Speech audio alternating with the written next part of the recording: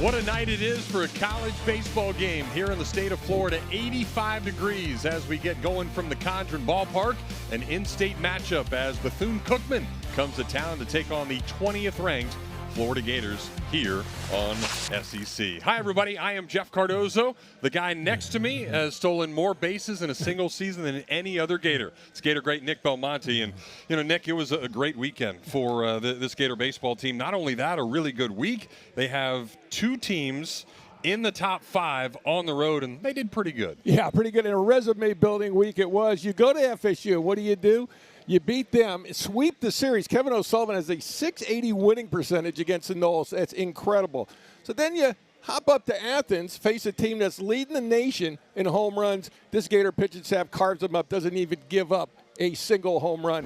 That is one heck of a week. Yeah, and it's not only been one heck of a week, one heck of a season when you put the whole resume together. Right now, the Gators are doing a lot of good things to be in position to be a top 8 national seed. Yeah, that 11 quad wins leads the nation. They're really bad house guests, this Gator ball club, because they'll go into your house and mess it up. Miami, they swept them there. They sweep Arkansas at Arkansas, and then 2 out of 3 at Georgia. Oh, yeah, and that win against FSU. Bad house guests, those Florida Gators. Well, the Florida Gators are going to throw a guy that has not made a collegiate start this year. Jackson Hoyt, the lefty, makes his first start as a Gator. Well, Kevin O'Sullivan's been high on this kid from the get-go. Fastball 90-93, good slider change, and watching the young man with his first start, this is going to be a lot of fun. This is a lineup that he will face for Bethune-Cookman. Lee, Martinez, and Rodriguez. Lucena, Polledo, Almonte, Rodriguez, Fernandez, and Watson. And this is a team that has won 8 of the last 10 games, including a big one a week ago in Baton Rouge. Yeah, how about that? One of the biggest wins in the history of the school. All right, so we are ready to go. Lefty Jackson Hoyt. His first pitch is going to catch the outer part of the plate. Strike one. Kevin Flay will call the balls and strikes here this afternoon. Leah Sr. from Alabama, 5'10", 165-pounder. Good breaking ball there by Hoyt, and he's quickly ahead, 0-2. It has not been the best of 6 relief appearances for him. In 6 innings, he has allowed 6 hits and 8 earned runs. The issue has been the walks. He's got 5 of those. But Jackson Hoyt was one of those guys in the preseason that was talked about, hey, you're going to get a lot of time, and just the opportunities he's had, he hasn't been able to throw strikes. Yeah, like I said, Sully was high on him right from the jump, and again, the walks has been his bugaboo. After 2 good ones, 2 bad ones to Lee. And you don't want to give freebies to this Bethune-Cookman ball club because everybody in that team seems like they run. Yeah, 88 stolen bases. They've attempted 108 on the year, and there's a swing and a miss. High fastball at 93, and Hoyt gets the Gators off to a good start. Yeah, it goes up the ladder.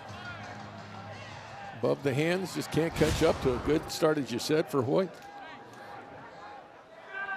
So now Andre Martinez.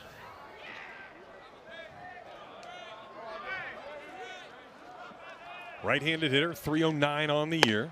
And he'll take a fast one in there for a strike. He's from Columbia, 6'2", 200-pounder. A lot of players on this ball club from outside of the United States. And we'll continue to talk about that throughout the broadcast as Hoyt quickly gets ahead 0-2 again. Yeah, this kid right here, big, strong kid, 20 home runs a season ago. He's got 4 this year, go along with 21 ribbies, and he might have another one. This one deep out to left. Sears is going to go back, and he's going to run out of room. This clears everything over the bullpen, and he, in fact, does have another one turned on that inside fastball, and he did not miss. And that's what the Bethune-Cookman club needs. I mean, they went into Baton Rouge, as we said in the open, and beat that ball club in front of a packed house at Alex Box Stadium, Skip Bertman Field. And that's not easy to do for anybody, let alone a mid-major from Florida going in there and doing it. Yeah, they got off to a great start. LSU tried to come back in that game and just didn't have enough in them. So Hoyt gives up his second homer of the year. And he's back to facing a lefty, and he'll plunk him.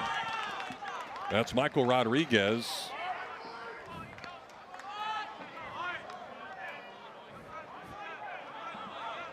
And a couple of quick base runners here for Bethune.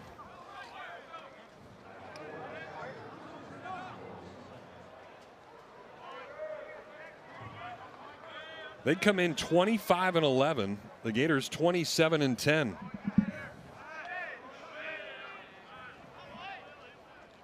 Now the catcher, and Michael Lucena will take one down low for ball one. He's from Venezuela, 5'9", 180-pounder. No homers for the cleanup man. Yeah, and he's good behind the plate. He's on that Posey Award watch list. Hoyt gets that one in there. That'll even things at 1-1. Cole Stanford behind the plate tonight. He did not catch in any of the games over the weekend up in Athens. So Carson Bowen gets the night off. Breaking ball there.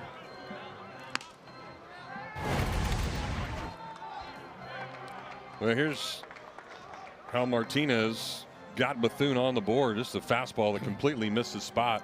Tailed in right to the barrel. Yeah, you get to ambush that one. He was sitting on it.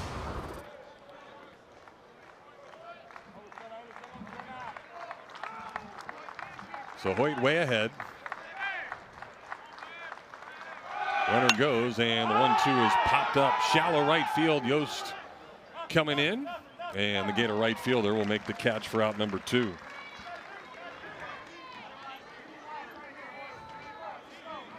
So good job by Hoyt there to bounce back. You know, Nick, I think you can tell a lot about how a guy handles himself after giving up a home run. So the next pitch was a hit by pitch, but then to settle down after that, pretty good job by the freshman. Yeah, that's one of those hurdles you have to overcome when you're a starter. So now Jeter Poyeto. Right-handed hitters from Hialeah. Okay, so Jeter, you got a guy named Jeter, right? Okay. Yeah. So I had to do some deep diving here. So they didn't have a name for him when he was born. They couldn't come up with something. Then his godmother actually heard a Yankees game on the radio. She heard Derek Jeter's name. Okay. And said, well, Jeter, there you go. How about that? He turned out to be a baseball player. Some stories just write themselves. Is that a lot to live up to now, though, because you have that name? He's been pretty good, hitting above 300, 4 homers, 35 ribbies. That one down on the turf, and he had 7 RBI last week, where Bethune-Cookman went 3-1. You see Stanford back there. He had normally been the guy catching every Sunday. Well, we saw a couple of weeks ago a few mishaps in that Jacksonville game. So he's not really played since. This one right back up the middle, but the Gators had him played perfectly. And Nato will snag it, step on the bag to retire the side, and that will do it. But Andre Martinez with one swing of the bat gives the Wildcats an early 1-0 lead.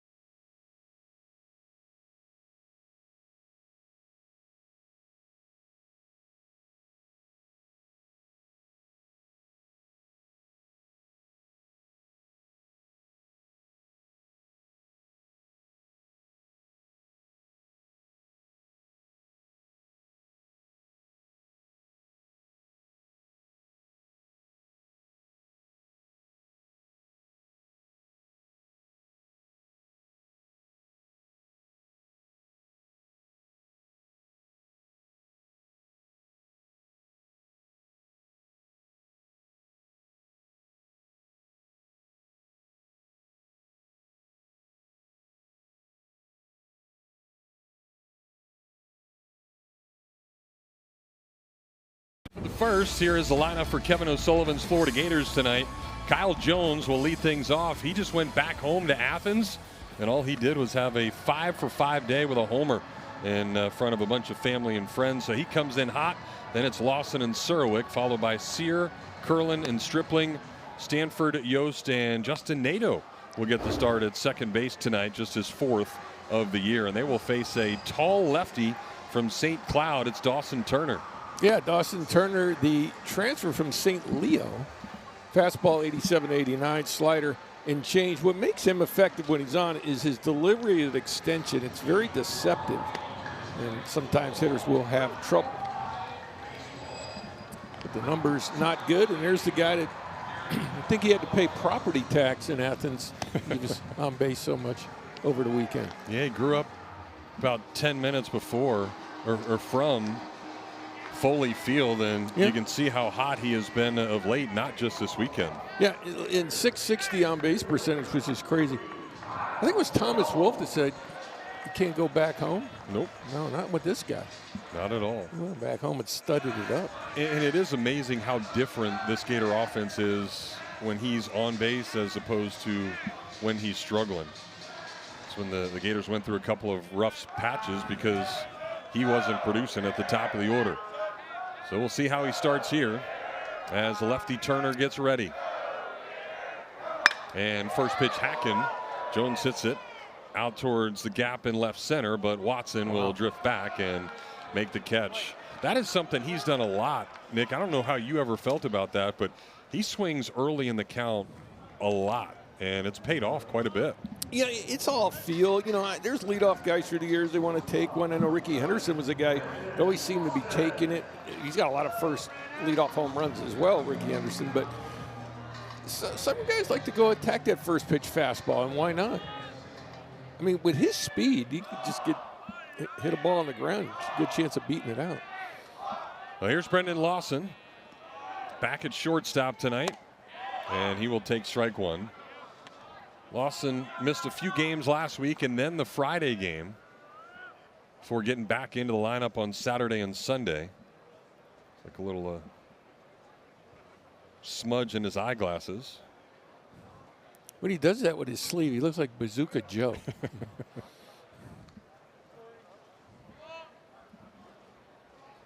And the Gators certainly happy to have him back. He was a designated hitter on Saturday and Sunday.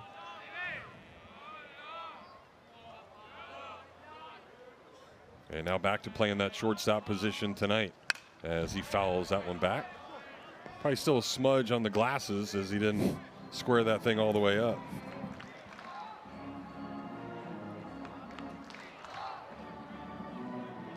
Lawson still hitting a team best 340. More homers than anybody with 11, but he's no longer the RBI leader. And he'll take that breaking ball in the inner part of the plate for strike 3. So Dawson Turner off to a nice start, getting the first 2 Gators. Yeah, we saw that in the Ole Miss game where he got called out looking a bunch of times. And this is a pitch with 2 strikes. No, look, it's a perfect pitch, and a lot of times as a hitter, you can just foul that pitch off. But we've seen Lawson take a few the last couple weeks. This is the guy that leads the Gators in runs batted in, 38 of them for Ethan Surowick. Go along with 7 homers, including one in Athens on Sunday to get the Gators off to a 3-0 lead. And you see the last 9 games for Surowick. He's homered in 3 of them, driven in more runs than games played, and a batting average that's pretty darn good. Overall, Surowick hitting .319 on the year. The former Ole Miss Rebel and Duluth Husky in the Northwoods League, where he had 20 home runs last summer. Starting to show that power, more consistency. Been a fine addition. And the best part about what he's done, he's able to go to all fields. And it's with power as well. Chops that one foul past Taylor Black. Now, it's early in this ball game. Bethune coming off a big upset last week at LSU. They got an early lead here. Granted, it's only 1-0, but still a shutdown opportunity here for Dawson Turner and keep them believing that, hey, maybe they could do this back-to-back weeks.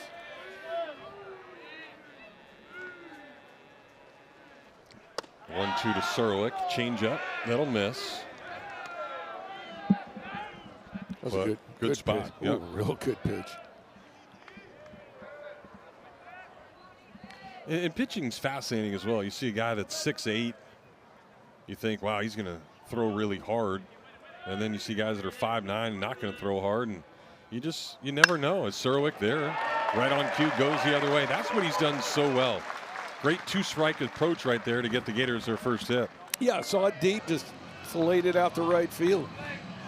And you could see in that deceptive delivery that he has, where he just kind of holds it, and then whips it behind him. And as I said, Serwick seeing it deep and out to right field. Gators' first hit.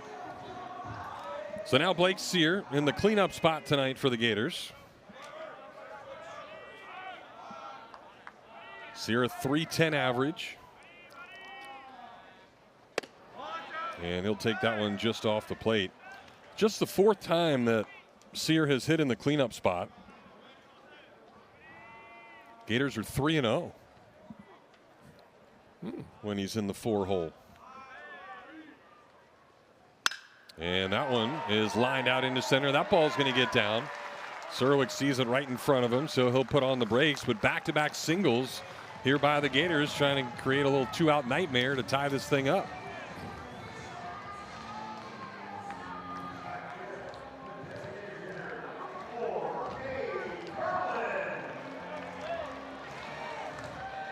Yeah, 2 quick outs, couple of hits.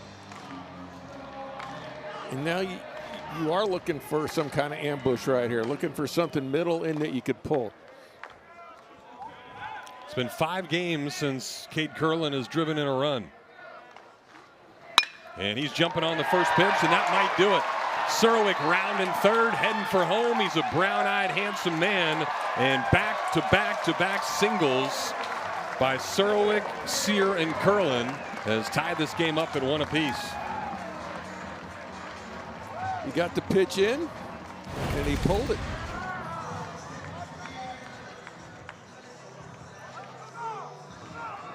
Nice job of hitting right there, and there goes your shutdown inning. So now the momentum on the Gator side. And big for Curlin there. He was just 3 for his last 19 coming into that at bat. And Florida could certainly use his bat. Now the left on left is Landon Stripling. We'll take ball 1. Stripling got to go back to his home state of Georgia. He's from Lawrenceville. And he hit a homer on Friday night.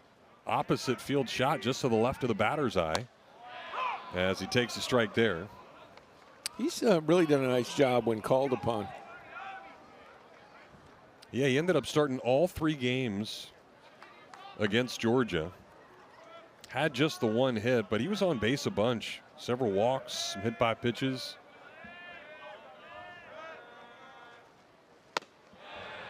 Big swing and a miss there. Yeah, if you're Turner, you come right back with that same pitch. He definitely doesn't work quickly, though, so he might be out of the threshold of your rule. Oh, it's a trip rule. He did go back to the breaking ball. Not as good. What is it? 12 seconds, yeah. I think he was just out of that. Yeah, you get a guy looking bad. You come out of the exact same pitch 12 seconds later, his brain doesn't have time to adjust. That's the theory. Just 3 on the clock now. 2-1, and the pitch is off the plate. He did not go, says Victor Alejandro, third base umpire. That was a good spot and a good take.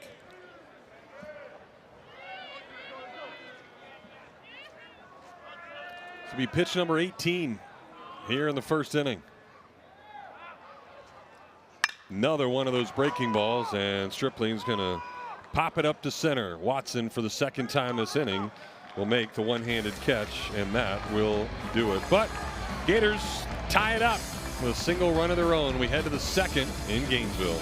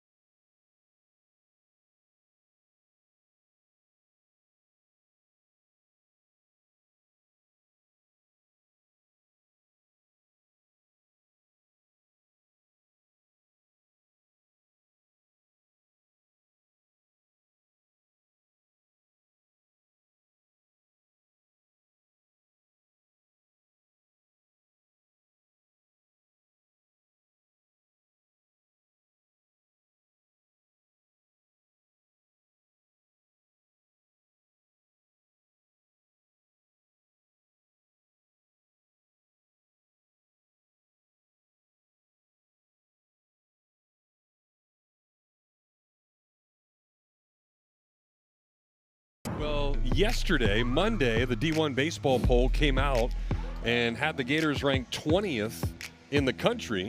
One day later, they come out with their projections for the national seeds and overall seeds. And strangely enough, look at that. Look at that circle. That's a pretty good circle, by the way, by Nick Bomani. That's the Gators at number 4 national seed. Of course, the RPI is good. And, Nick, I think that's how we see a lot of stuff gauges by that RPI.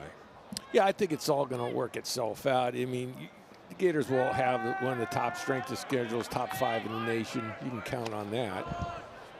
And they keep winning these weekends on the road like they are. My goodness, you know, you work your way towards a national seed for sure. Now, look, we're halfway through the SEC season. Got to stay healthy, but right now this team is trending up for sure. Good pitch by Hoyt after a not so good pitch. That'll even things up at 1-1 to Eric Almonte.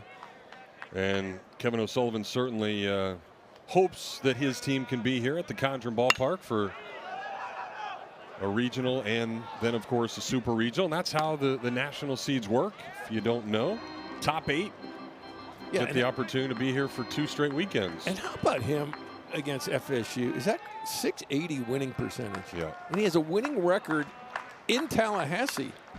He's won 11 out of 19 in Tally. Well, and I think the strangest part about all there just shows you how successful he is. He has swept Florida State 8 times. And in the 19 years, Florida State has only swept Florida once in that same time frame. So that's the dominance by Kevin O'Sullivan. A pretty dominating pitch right there by Jackson Hoyt. Backdoor breaking ball to get Almonte for out number 1. Yeah, now Hoyt's in a scenario where he's got to get a shutdown point, and that is a nice backdoor. It's open. So a couple of strikeouts for Hoyt. That's how he has started each of the first 2 innings. See how he does against Jorge Rodriguez.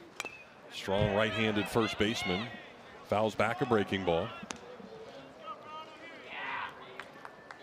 Rodriguez from Puerto Rico. Couple of homers, 20 ribbies for him. Gators will get some action up in their pen, Billy Barlow. Yeah, Ponce is where they have a Winter League team for many, many years. And he was the guy that hit a home run last week against LSU in their 10-7 victory.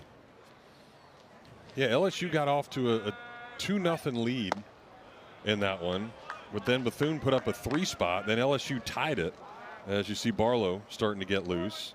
LSU scored in each of the first 4 innings, but then a 5-spot in the 7th by Bethune put that thing away. Good fastball there. And they're at 90. Even up the count. You know what Barlow brings when he comes in a game, right? A whole lot of love. Big Led Zeppelin. That's right. Song when he comes in. Tried to come in again, and that one will miss. Rodriguez, a .243 hitter with a couple of homers. He had 4 hits in the 4 games last week. 3-2 is going to miss. So after the strikeout, a walk, and that's 2 straight innings that Hoyt has allowed the next runner to get on base after a leadoff strikeout. Yeah, Sully never going to be happy with that.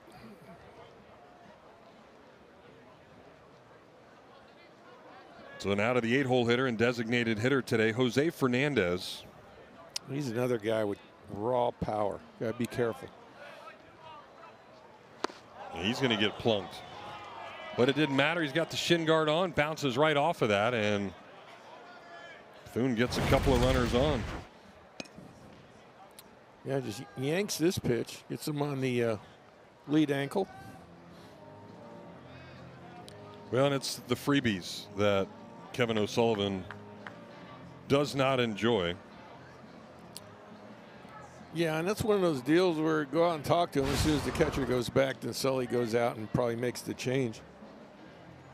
And if you're catcher, you got to come up with something, right? Because you can't just go out there and say, hey, Sully told me to come out here. I just got to waste some time. He's about to yank you. You got to at least be good if you're a catcher, right? Come up with something creative. The old conversation from Bull Durham, of course. Nobody knows what to get Millie. Oh, candle holders are nice. Just find out what they're registered. No, Sully's going to let him go. To face a 9-hole hitter, Christopher Watson. And a good first pitch fastball for strike 1. Watson just 2 for 10 last week. .358 hitter. Couple of homers. Shadow continues to creep further away from the mound. And the 0-1 pitch has the back door open for strike 2. And there you see it. So no issues for the hitter, but maybe some issues out there for those middle infielders. Well, Lawson and Nato a double play depth. Yeah, right field's the guy that's looking right in the teeth of it. 0-2 pitch, down and in on a breaking ball. And yeah, you can see Yost, as the pitch is about to be delivered, has to shield his eyes with his glove. Yeah, I mean, as a right fielder, you just got to just hope for the best. You got to hope it has a lot of hang time and it goes to where you can get under it. A line drive at you, you got no chance. 1-2 pitch, another breaking ball, and it's going to get him. So another freebie, a walk and 2 hit by pitches has loaded the bases for the top of the order, and Kevin O'Sullivan has seen enough. And this again, the issues for Jackson Hoyt, a guy that the Gators are desperately looking for another lefty. And they've tried Hoyt, they've tried Eli Blair. Lugo Cancholo was better this weekend. And you know that he's going to throw, and I think the hope was just to try to get somebody else, but didn't work out well tonight. So Billy Barlow enters, and we'll give you his numbers when we come back.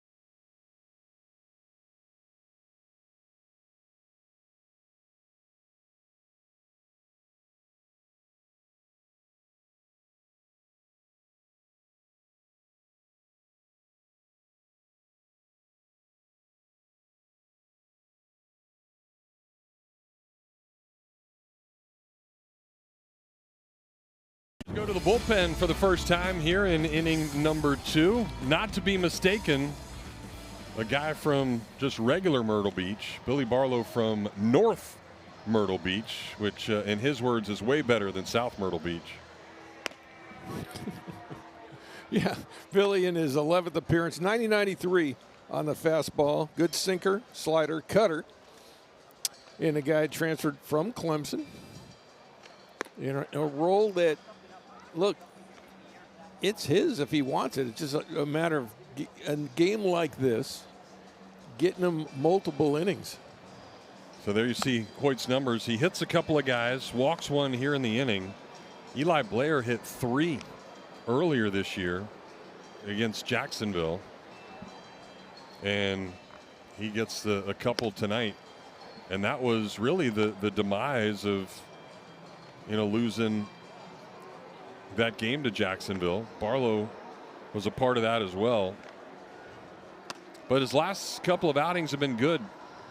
2/3 of an inning against Ole Miss and 2/3 of an inning in Tallahassee last week, where Barlow has not given up a run. But he's got a tough task ahead, as Rodriguez is at third, Fernandez at second, Watson at first. 3 guys at the bottom part of the order just had to stand there and do nothing to get on base. A walk and 2 hit by pitches, as Darrell Lee will hit for the second time already in as many innings. Leadoff man struck out on a high fastball his first time up. 1-1 game. Barlow trying to keep it that way. Good breaking ball in there for strike 1.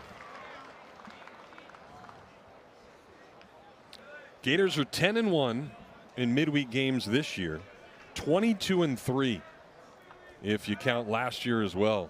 They've been really good in games like this, but that's a really good swing by Lee. That ball is going to get out into right field, and here comes the throw, and they're going to get him. Nice job by Yost. Stripling got it and then fired a dart into Stanford. So the Wildcats get 1, but this Gator outfield hoses another to keep it a 2-1 ball game. Yeah, good job by Stripling here. He's going to cut this ball off, as this ball is starting to lose some steam, and actually one hops him if it wasn't for Stripling to keep this thing going.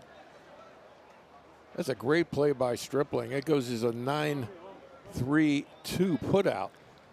And a little surprised that they sent him with only 1 out there. That ball got out there in a hurry. This one's out to right again and should be trouble. Yost trying to get there. He won't. It'll plop down before it hits the corner. Another run scores. And they're going to try to get him at second. But Martinez able to sneak his way in there. So Andre Martinez has homered and now doubled here in his first 2 at-bats.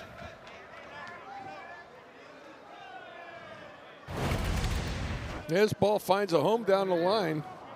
Inside outs it. Big strong hitter.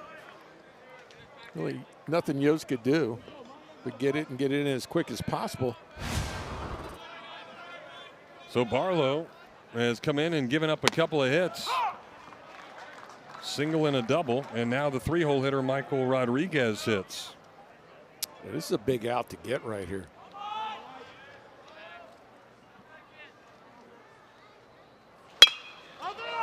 And it's hit out to Nato at second, who will make the play to retire the side. But another couple runs for the Wildcats. A walk and a hit batter both come around to score. And the Gators are chasing a couple of runs as we head to the bottom of inning number 2.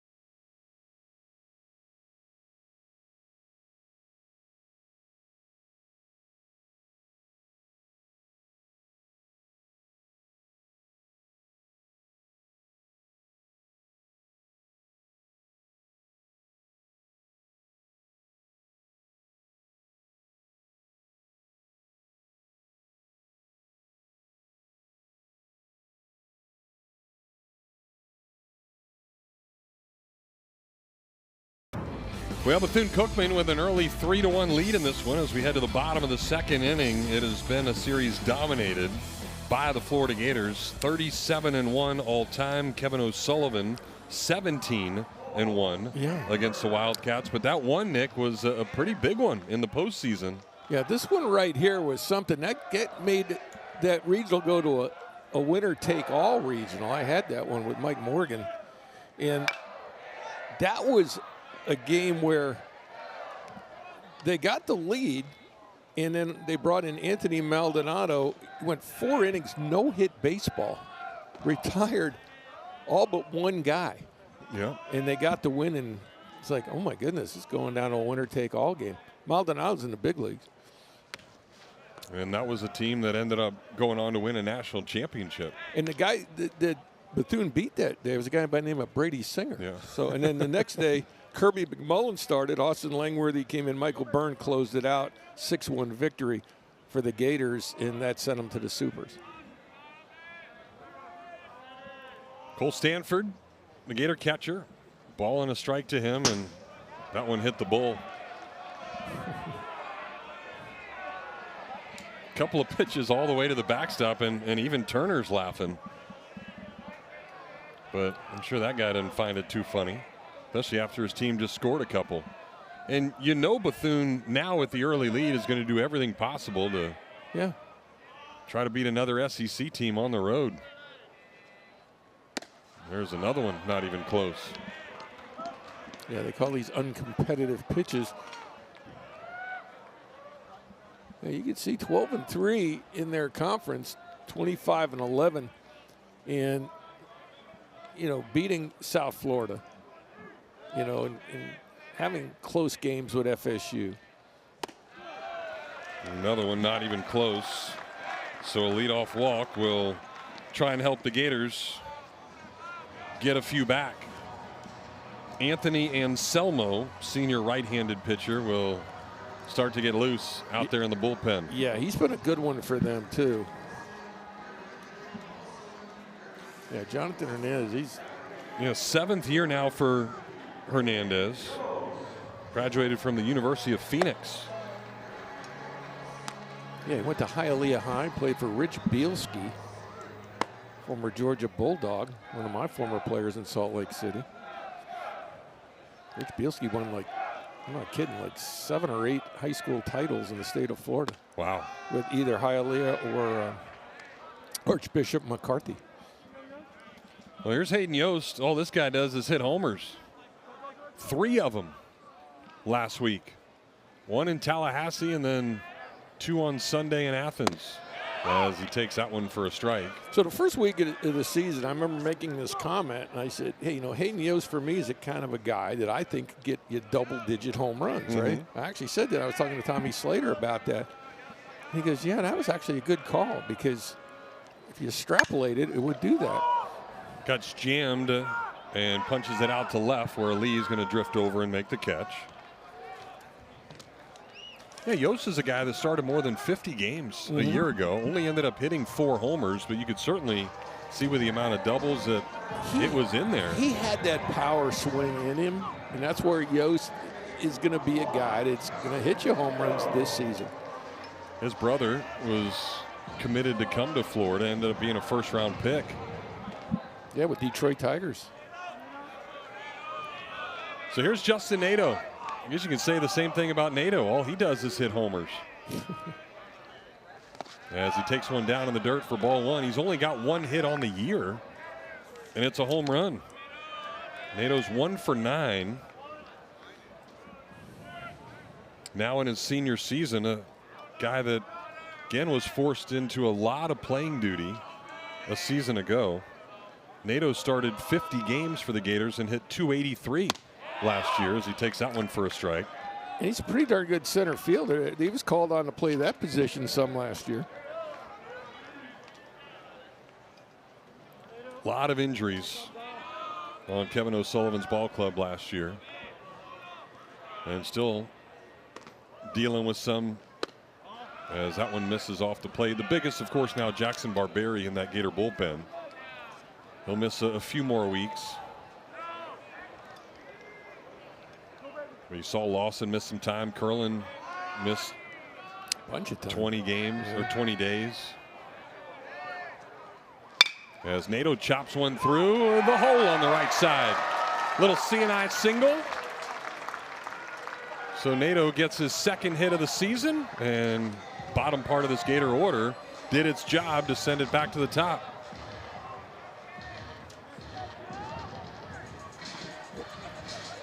Yeah, bottom part of the order has been coming through. It started this weekend.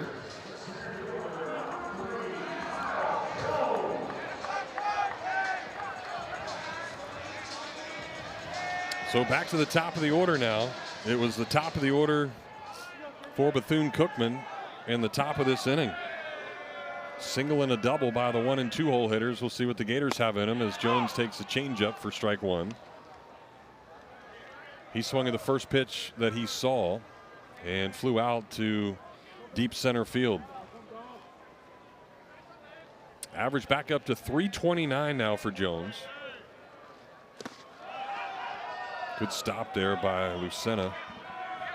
Yeah, we talk about Lucena being a pretty good defensive catcher. Jonathan Hernandez raving about his ability. That's why he's on the Buster Posey watch list for catchers.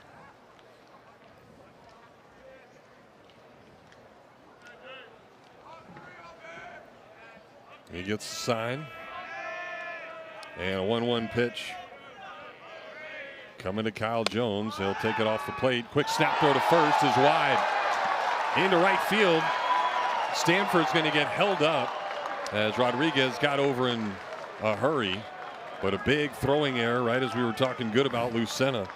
Yeah, got a little greedy right there, and you lose the potential double play here with one out. That throws well to the right of first base.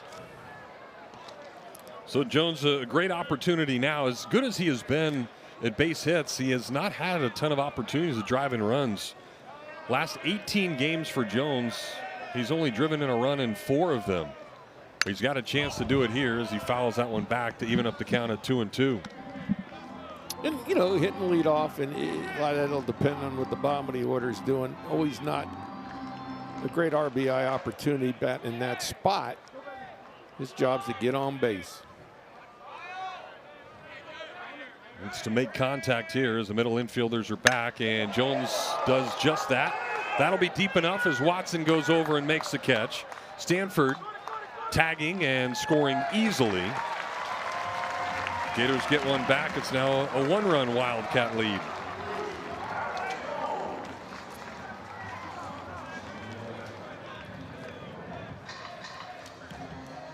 So Jones with RBI 26. And again, walks come back to hurt pitching. That was the 5th sacrifice fly for Kyle Jones.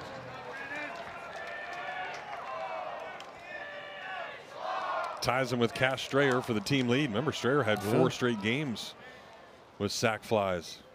Here's Lawson, and he'll chop one over towards first. Rodriguez has it, and he's late on the flip. He couldn't make up his mind whether or not to get rid of it. Decided to, and Turner just didn't get there. So a defensive mistake right there will keep this inning going for the Gators. Well, rule number 1 of your first baseman, if you could get it yourself, just take it yourself. He had plenty of time to take it himself.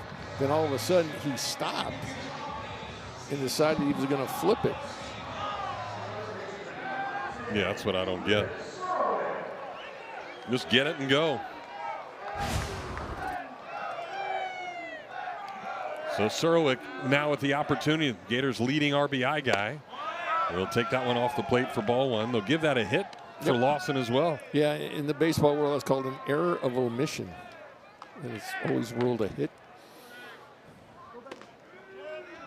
Surwick got a hit his first time up. 2-strike line drive into right field. And he almost gets hit with this one. Stop again by Lucena back there.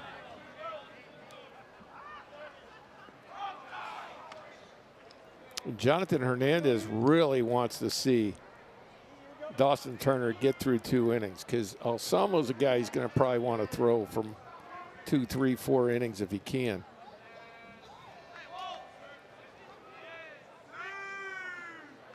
Surowick ready. And good little breaking ball in onto the hands for strike one.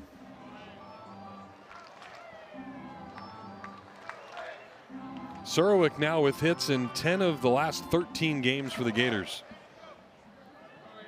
He has certainly been that guy they expected him to be. A 2-1 pitch to him is nowhere close. And Surowick this year, with runners in scoring position, hitting .364. How big is that throwing error now? They got the runners at second and third, allowed that sacrifice fly to plate a run. So Surowick the advantage in the count. And he won't get a pitch to hit. So being very careful. Turner throws him a 3-1 breaking ball. And it looks like that's going to be it for the lefty Dawson Turner.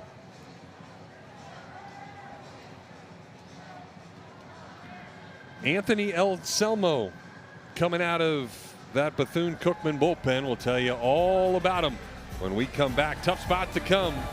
Bases loaded, 2 outs.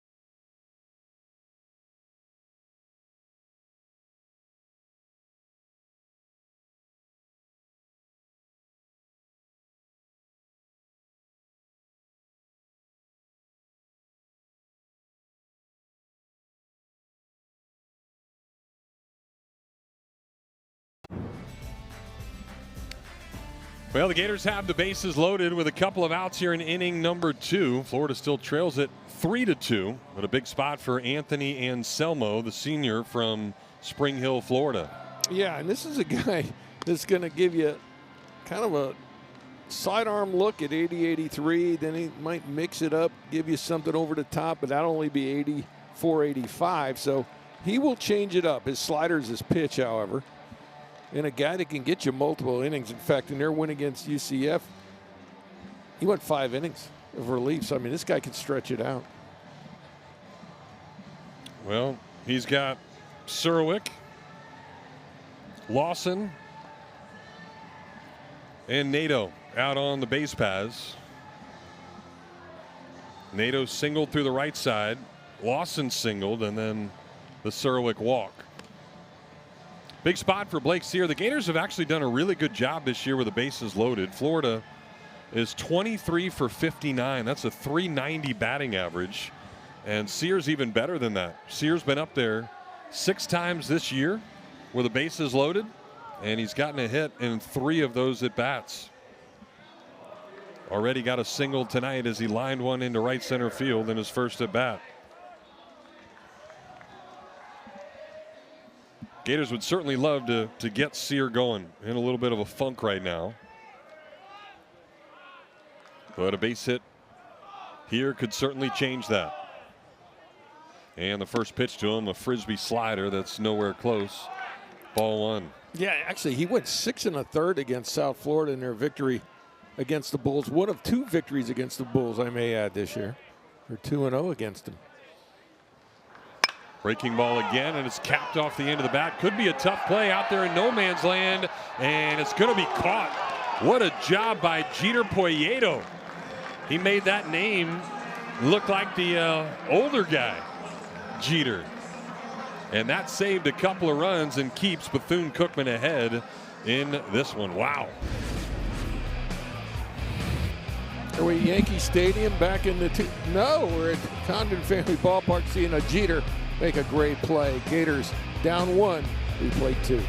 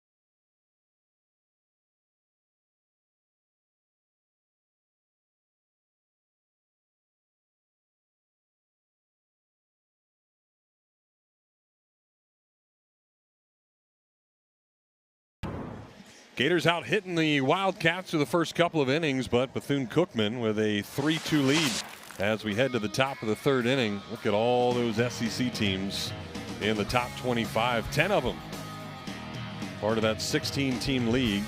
See the Gators checking in there at 20. And that pull, as this one is hit to the right side, good job by Stripling to go get it, and he'll flip to Barlow covering to retire the side. So 1 pitch, 1 out as Michael Lucena, the cleanup man, is retired. And that's why polls are weird, dumb at times, because you have so many different ones. Obviously, different people voting for different things. And you're 20 in one poll, 7 in another, 11 in a different one. It just sometimes it just doesn't make sense to Yeah, you people. just gotta, you gotta sit back and watch this whole thing play out, because D1, has got the Gators. We talked about this 20th, and then they're ranked as a 4 national seed. Poyeto hits it out to Lawson, and Barlow has been very efficient with his number of pitches. He threw 5 pitches to 3 batters last inning, and now he's thrown 2 pitches to 2 batters here. So 7 pitches to 5 batters. Yeah, he's got to get a 0. Yeah. That's his job right here in this inning. I will bet you my entire pack of sweet gummy bears that I got earlier, he won't swing here. That's right. You are not supposed to do that. That's the old Little League play, though, by Almonte. You're not bunting. That bothers me when you're squaring. I mean, sit there and take the pitch. Yeah, I'm with you. I've said this many times. I've talked to umpires about it, and they said unless it's obviously a ball, they'll ring a guy up when he does that. I mean, we're not 12 going to Cooperstown as this one misses down and in. And I think even at this level, when you see guys do that on a 3-0 pitch, like that's it makes sense. rec league, not D1 baseball. Almonte struck out his first time up, but he's 1 pitch away from walking here as Barlow's slider will miss in. I said Barlow needs a 0, not a vowel. That would be what, Wheel of Fortune. You know who went to his high school? North Bartleby? Nope. Vanna White. Really? Yeah. And that is a certain no-no. 2 pitches to get 2 outs, and then you walk the next guy. Have you watched the new Wheel of Fortune with Ryan Seacrest? Can't be as good. It's good to see he got a job. He's got a few. Yeah, he does. Here's Jorge Rodriguez.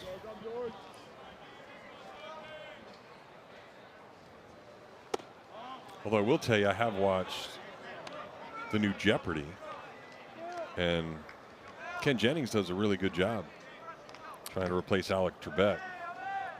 I got my first ever Final Jeopardy answer a couple of weeks ago. Stop it. I thought I was the coolest person on the planet. First ever? My first ever. I know I don't watch it every night, so it might have been 30 times that I've never gotten it right. But I think it was. What was it, the best team in baseball? Who was it? It was a sports category, so it was pretty good. And 2 of the 3 missed it, so I felt even more cool. All right, what was the question? I don't even remember. Okay. Well, Barlow all of a sudden can't find it, so Kevin O'Sullivan wants to have a quick conversation with him. Nobody warming up out there in that Gator bullpen, but you can see the frustration on Kevin O'Sullivan. Again, you're facing the bottom part of the order now. You got 2 outs on 2 pitches, and then you've thrown 6 balls since. Yeah, it just drives a coach crazy. And we talked about it. Why is it that 2-out walk ends up scoring? Yeah. Way more than you think, right? And I think when you look at it, again, I think it's an intensity that has to bother that guy right there, because he's taken so many teams to the College World Series, understands what it takes to win. It doesn't matter if it's Bethune-Cookman or Georgia or anybody that's on your schedule. To me, you should have the same mentality, the same fire, the same want to play just as good against a team like this that you would against an SEC team. And I think that's a lot of the struggles for a lot of these coaches. And there, the conversation worked. Chopper out to Lawson. He'll come get it and throw across in plenty of time to retire the side. So Barlow hangs the first 0 of the night for Gator pitching.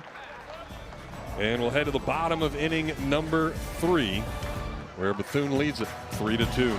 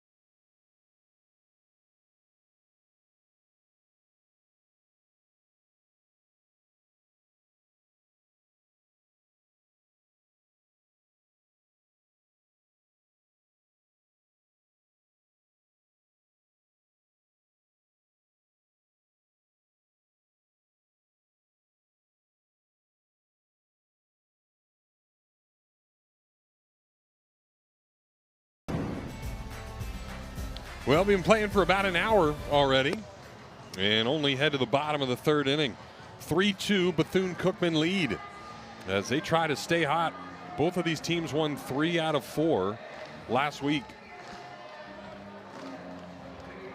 It'll be Curlin, Stripling, and Stanford for the Gators, facing Anthony and Selmo. Came in and got the final out of the 2nd inning.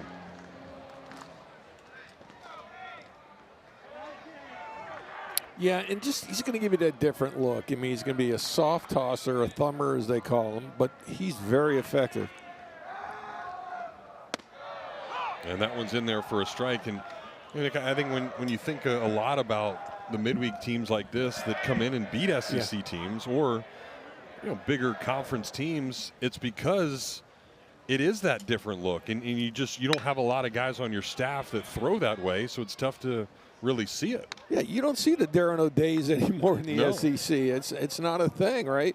So when you face these guys, it just really, at least one at bat, it throws you off, right? Usually out in front, so you usually see a lot of pop-ups on guys like this. 0-2 to Curlin is off the plate. And that's why he's able to extend a relief appearance. Talked about that 6 1/3 back on March 31st against South Florida. Another breaking ball, and Curlin just has to throw his hands at it. There's that pop-up. Rodriguez looks up into the sun, has no problem without number 1. Yeah, and that's what these guys will do. They'll get you the one-hand everything because you're just way out in front. They're very, very frustrating. You just got done playing FSU's of the world where they have like the guy Stokes throwing 100 at FSU, and the guys at Georgia that throw, mid to high 90s. This is a different look for sure. And again, the energy's not the same. There's not as many people in the stadiums. You're not up for it, but you got to be ready. I mean, it's not like you go in the tunnel down there and go, put the machine on 82. Sure. You just don't, right? Stripling flew out to center his first time up. He has done a good job at watching the baseball. Stripling, limited time, several walks, hit batters as he takes that one in there for a strike, a 2-0 breaking ball. A guy like Salmo, he'll want you to put the ball in play. Now, they're a 960 fielding team. That's not great.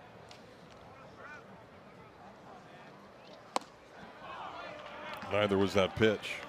Change up way off the plate.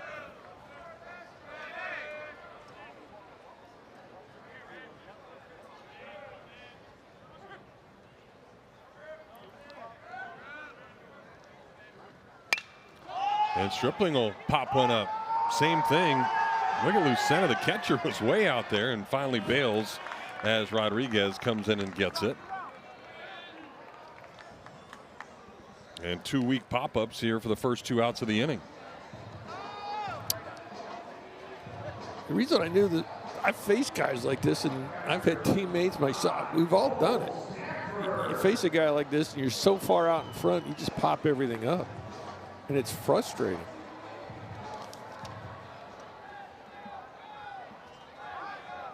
So the Gators threw a 0 on the scoreboard. Anselmo trying to do it for the Wildcats here in the bottom of the inning as Cole Stanford takes a breaking ball for a strike. It's really been feast or famine for Stanford. He's 6 for his last 30 at the plate, and 4 of those 6 are homers. He has all of a sudden found the long ball in his swing. This one off the end of the bat, no problem for Watson. So 3 weak pop outs for the Gators here in the 3rd inning, and they go quickly in the inning. We head to the 4th. Bethune-Cookman still up 3-2.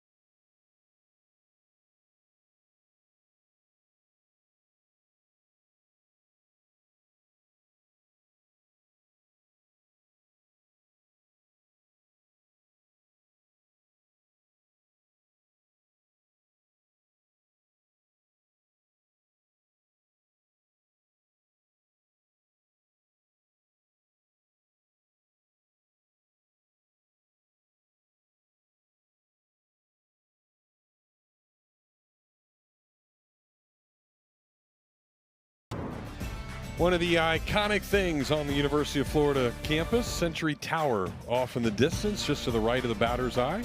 Looking good tonight, Century Tower. You ever been in the top of that? Not that I know of. I don't believe so. There's been a lot of rumors and stories over the years. Yeah, a lot of rumors. All right, Billy Barlow back to work, and first pitch breaking ball is a little high, ball 1. It's a Gator thing. Yep. 8-9-1 for the Wildcats. Jose Fernandez walked his first time, or was hit by a pitch as he tips one into the glove. Fernandez, a .310 hitter, 4 homers, 23 runs driven in. And that one is hit pretty well. Sear trying to get there. He won't, and it's going to get into the bullpen. A hanging breaking ball. And Fernandez, the 8-hole hitter, leaves the yard for the 5th time this year. You know, he's talking about his raw power first time he came up. He showed it there.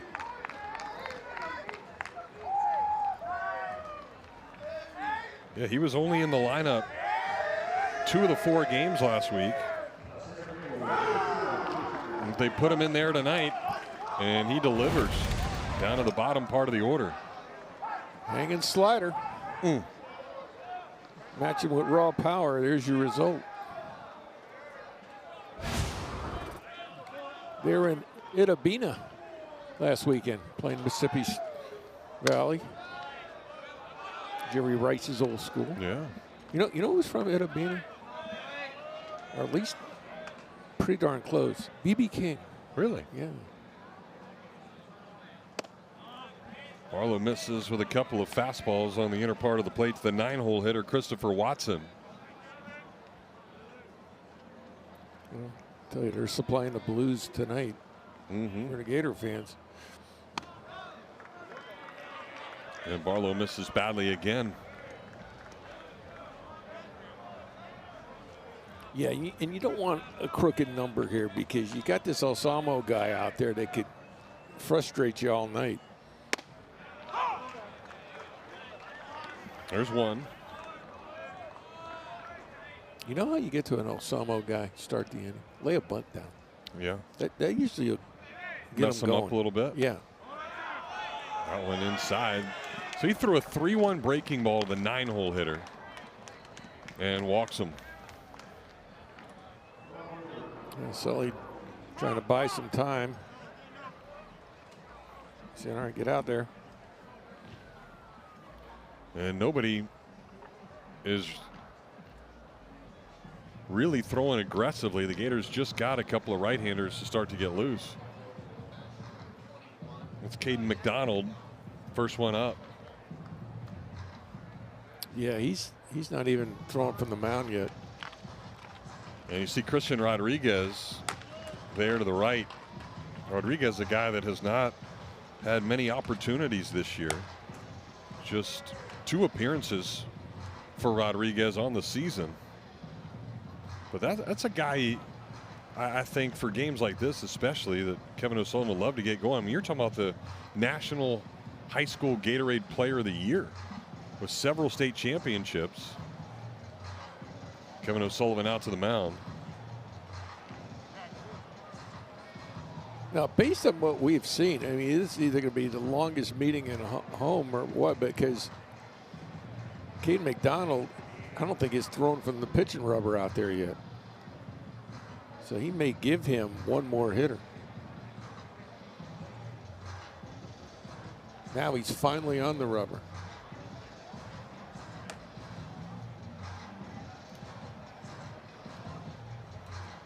So that might be the plan. Get him to take about 4 or 5 there and then do the rest on the field. Yeah, there's no conversation going on. They're just waiting to buy time. And finally, when the home plate umpire, Kevin Flay, gets out there, the move will be made. So not the best outing for Barlow. Certainly not what he expected. And the righty Caden McDonald, who threw once over the weekend at Georgia, will come into the ball game. We'll give you his numbers when we come back.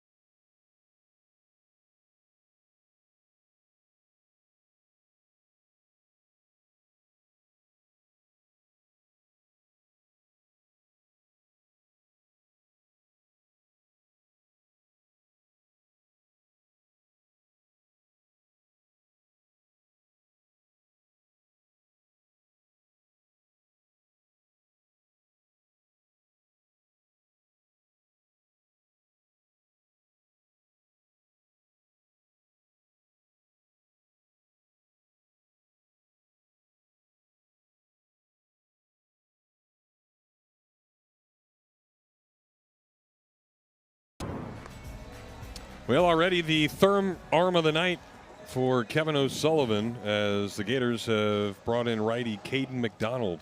Yeah, when you're ringing Caden, one thing Kevin O'Sullivan knows, look at that bottom stat, and all you need to see is right there. 4 walks, and that's why he's in this ball game, because he's got to stop the bleeding somehow. He does not overpower. 90-91, but a lot of strikes. He's around the plate, curve, slider, change. And he's been effective in this role. So Hoyt, the starter, faced 9 guys. Went through the order once, went an inning and a third, giving up a hit and 3 runs, all of them earned. A walk, and then he hit 3 guys. And then Barlow faces also the lineup once, and through 9 guys, he gave up 3 hits and a run with a couple of walks. He'll be responsible for Watson over there at first base. So Darrell Lee hitting again, 3rd time in 4 innings for the leadoff man. Big lead.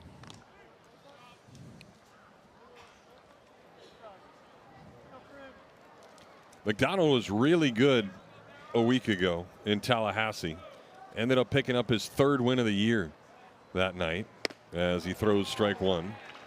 Went 2 2/3 innings in that hostile environment, allowed just 1 hit and no runs. No walks and a couple of strikeouts. Watson 6 for 6 in stolen bases. Big lead at first. So McDonald chasing back.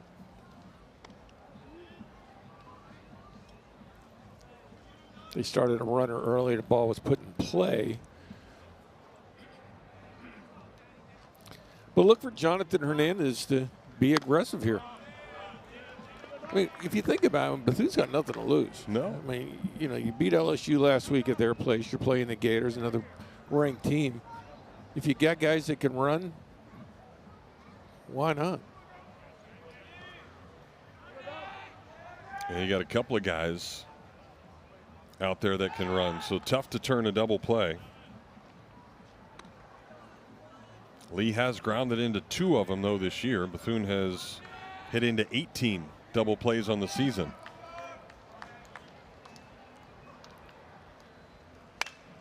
Good change up there from McDonald. It's capped for strike 2.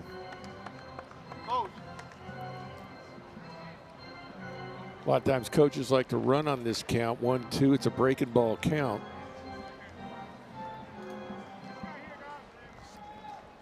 If he throws that changeup again, he'd be able to get a good jump. That's his biggest lead. Long hold for McDonald, and there is that changeup again. Good job by Lee to fight it off. You see what Caden McDonald does. He holds the ball, and what he's trying to do right there is upset the timing of the runner at first base. And when you hold that ball, a lot of times the heel of that base runner at first base, they'll hit the ground. That's not what you want. Quicker to the plate that time, and he'll get a called 3rd strike. He quick pitched him. Lee wasn't even ready for that pitch. So think about this. He's held the ball very long, and then all of a sudden he gets it and goes.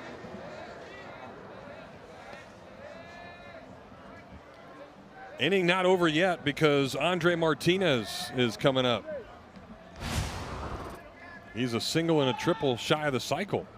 He's already doubled and homered and driven in a couple. Yeah, now Jonathan Hernandez has to say, okay, I got my big bopper up here. Do I send the runner? And then they pitch around him. So he's got to make that decision as a coach. Good breaking ball there for a strike.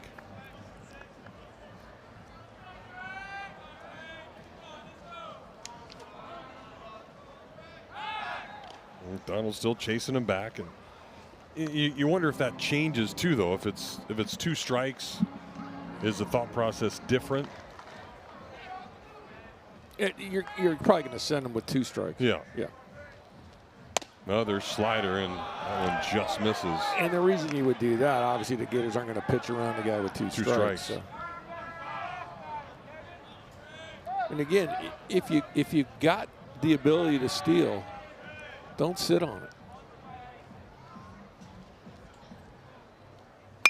That one hit hard, but right to the 3rd baseman. Serwick goes to 2nd for 1, on to 1st, and that will do it. So around the horn, 5-4-3, inning-ending double play. Good job by Caden McDonald. Come back and hang a 0. We'll head to the bottom of the 4th, 4-2 Bethune-Cookman.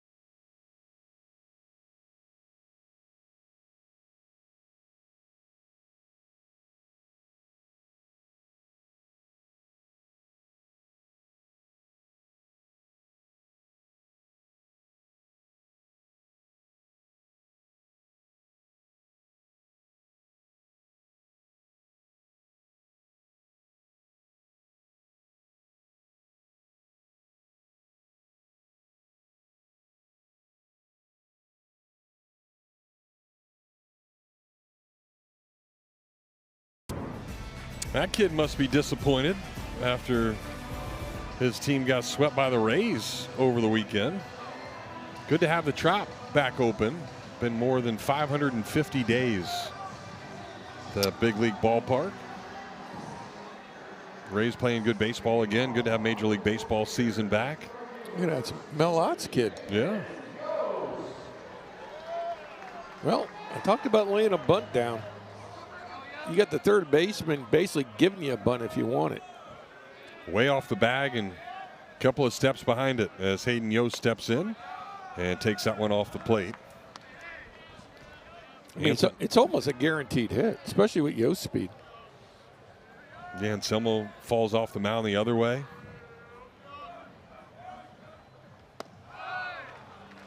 Spits on that breaking ball. Yost got jammed in his first at bat. It'll fly ball to the left fielder.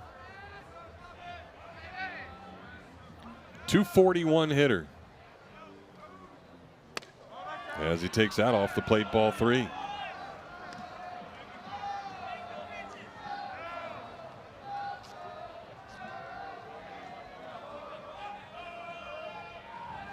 So you would assume no swing, and there wasn't.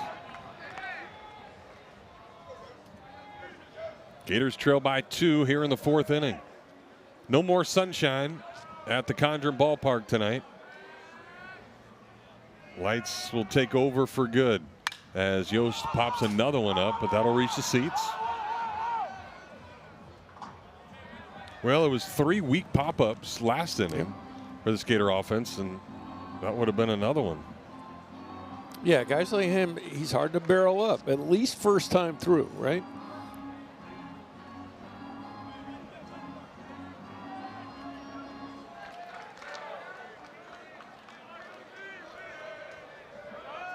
So Anselmo back in the count. Here comes a payoff pitch to Yost, and he pops it up again. Got in on his hands, and Poyeto, much easier catch than he had a couple of innings ago in the second to end a Gator threat. I feel partly responsible for this.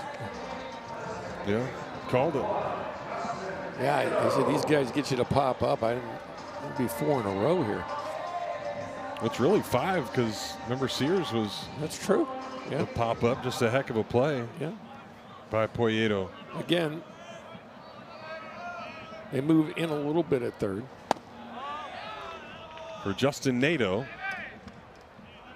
he singled in his first at bat, just his second hit of the year. 2 for 10 on the season for Nato, now in his senior year. Hits that one hard, and that's through. So a couple of knocks for Nato. And the Gators finally barrel something up against Anthony Anselmo. Yeah, that's good to see right there. You know, you love to see these guys. You got to be a good teammate. You're not playing every day. It's hard, especially if you played as much as he did a year ago and the year before at JU. And getting a shot here to play and delivering, that's good stuff. So he only had 1 hit on the year. It was a homer. And he's got 2 tonight. As Kyle Jones will try to hit it somewhere other than the center fielder. He's done that twice tonight, although one of it was a good thing. He drove in a run with a sac fly back in the second inning. Yeah, productive out. His 5th sack of the year, sacrifice fly.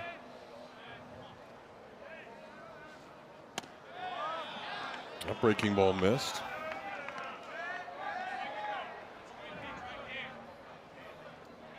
.42 ball game, and Jonathan Hernandez, he knows he wants to get at least 3 or 4 out of Anselmo. Nobody up in the pen. That one will miss. And usually in a midweek game, and a lot of times we've seen it through the years, they've got somebody up after the guy's in the second inning. Somebody's throwing in the pen because it's usually 2 innings, 2 innings, 2 innings. That's not how Bethune is looking at this game. So Yost didn't swing 3-0. Jones is not either, and it's not even close. The Gators have a chance now with Lawson to even this game up or take the lead.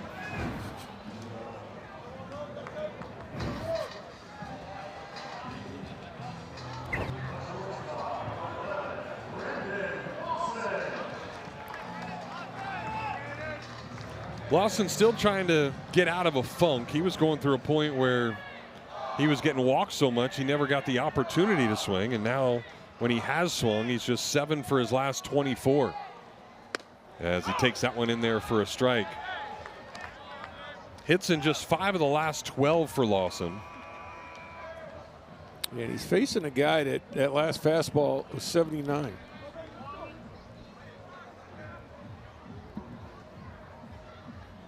Oh, 1 pitch to him is a big swing and a miss.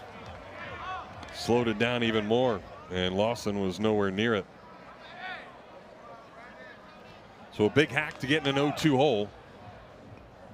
Lawson, the Gators' best with runners in scoring position. He's hitting .556 as he awaits the 0-2, and he'll take that one down in the dirt. Yeah, and this is where, at least the last week or so, he's been taking a lot of 2-strike pitches and getting called out. So you got to fight off those borderline pitches. Good speed on the bases. Lawson ready, and that one hit hard but foul. Call those designer strikes. How come? Well, they're foul balls and they look good, but they don't really do a whole lot. Good exit velo off the bat.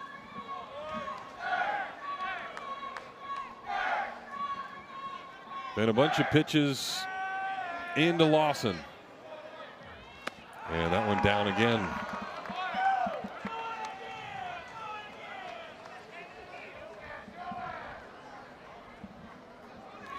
So it'll even up the count. 2 balls and 2 strikes. This is a big at bat in this ball game. And Lawson squibs it right off the end of the bat. That's frustrating right there as a hitter. You could see how frustrating it is for these Gator hitters being so far ahead of these balls. You say, well, if you're so far ahead of it, why didn't he pull it? Well, he pulled the pitch before. He was so far ahead of it, it hit the end of his bat. Yeah. That's how far ahead he was. And that's why it went down the third base side. So another 2-2 pitch coming his way, and that one off the plate. It's almost like we need them to, during batting practice, take our statistician, Steve Egan, and have him throw BP. He can thumb it up there about 75. Then they'll get good timing for it. So now the 3-2 pitch, and Lawson hits it out to deep right center field. Rodriguez going over, though. The wind's going to hold that thing. And now Watson, the center fielder, holds it into his glove. So just a loud long out, the second one of the inning. Just got under it a little bit.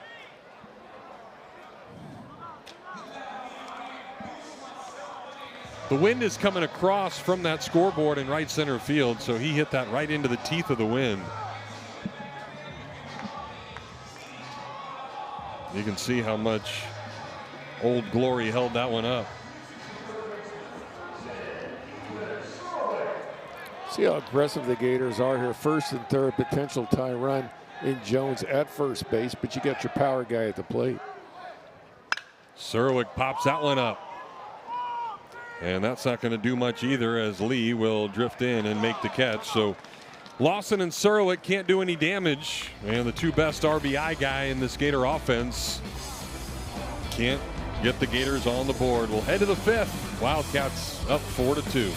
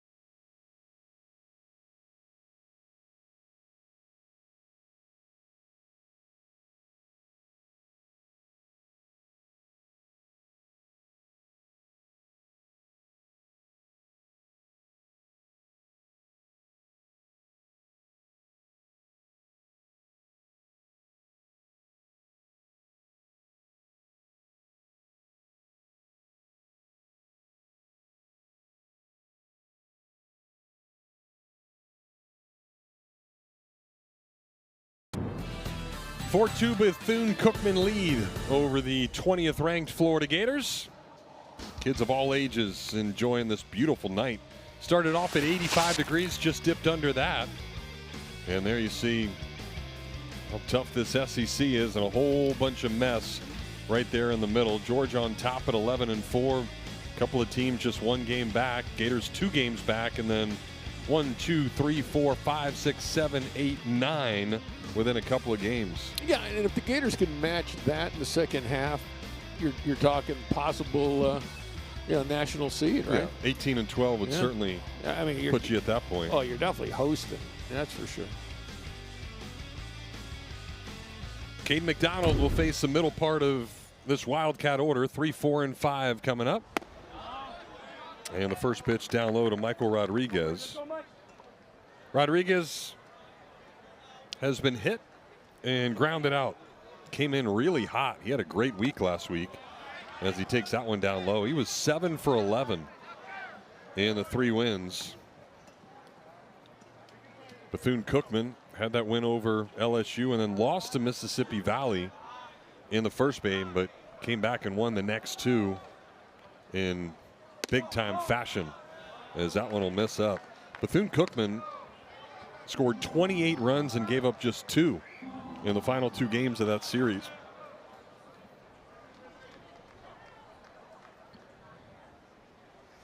And it was Bethune last year in the Tallahassee Regional.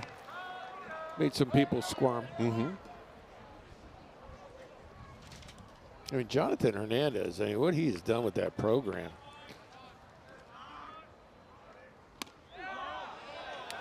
Well, you don't see that too often. Caden McDonald walks the batter for just the 5th time this year, and it's another leadoff walk. Jonathan Hernandez, how about this? He gets the job. Things are going well, then COVID hits, and then 2021, Bethune-Cookman furloughs him. They don't have a team that year where everybody else did. He had to go out and drive an Amazon truck just to have income coming in. His wife supported him, said, this is your dream, and I'm going to back you on this. And next year they reinstate the program, and he's one of the fine young coaches in the country. And his way of recruiting and what he has done over there is what made Bethune a very successful program. Runner goes. This one a little lazy fly out to center. Jones can't get there, so the hit and run executed perfectly. And the Wildcats first and third, nobody out as they try to add to this 2-run lead. By the way, that was really good base running by Michael Rodriguez. Jones tried to decoy him to get him to stop, and he read it that it was going to land, play in front of him, and went right on the third.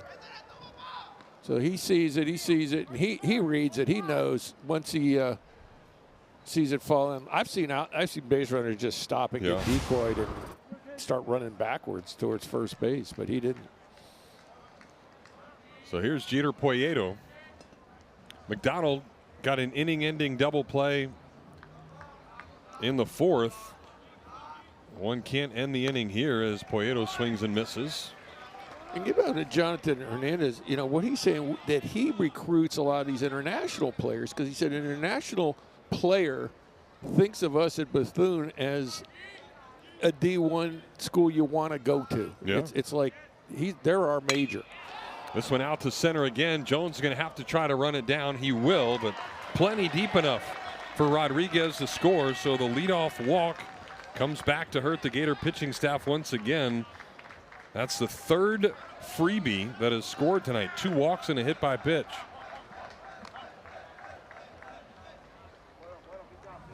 Well, and I could see why that would work. I mean, you're hanging out and, hey, you get to come to Daytona Beach. Yeah. It's world famous. And and he said there's a lot of these kids he's getting from Dominican Republic and Aruba and Puerto Rico. He said a lot of those guys aren't being recruited by the D1s. Sure. And all of a sudden the word is out. This is the place you go to. You go to Daytona Beach and play for Bethune-Cookman. And the other part of his lineup is he's gone JUCO, a lot of state of Florida JUCO. This one hit hard and past the diving Nato. So another base hit as Eric Elmane slices one through the right side. And these Wildcats came to play. Yeah, and here's another thing they don't do. They don't get a lot of transfer portal guys that are coming from big schools down to them. Yeah.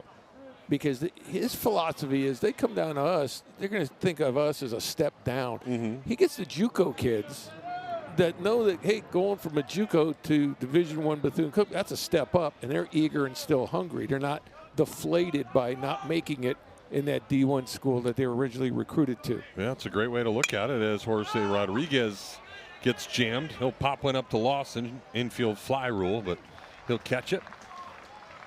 And nobody moves aside. So they're being aggressive here off of Cade McDonald. A lot of early in the count swings. Yeah, you look at the roster and Meridian Community College, Indian River State College, Tallahassee Community College, again, Indian River, Pasco Community College, Florida Southwestern, Hillsboro, Florida State College. There's a whole bunch of them as Jose Fernandez fouls one off. And here's what Jose Fernandez did earlier on a hanging breaking ball from Barlow. Left the yard for the 5th time in the season. Donald misses down low as Skylar Stanford starts to get loose now in the Gator bullpen. Yeah, and it was Coach Hernandez says, you know, Fernandez has a 110 exit speed on his balls. We saw it earlier. Pops that one up. We'll see if Stripling's got enough room over towards the Gator dugout. He does, and that will retire the side. But a leadoff walk comes back to haunt the Gators once again as a couple of hits and a sac fly bring them in. We're halfway through this one. Wildcats lead by 3.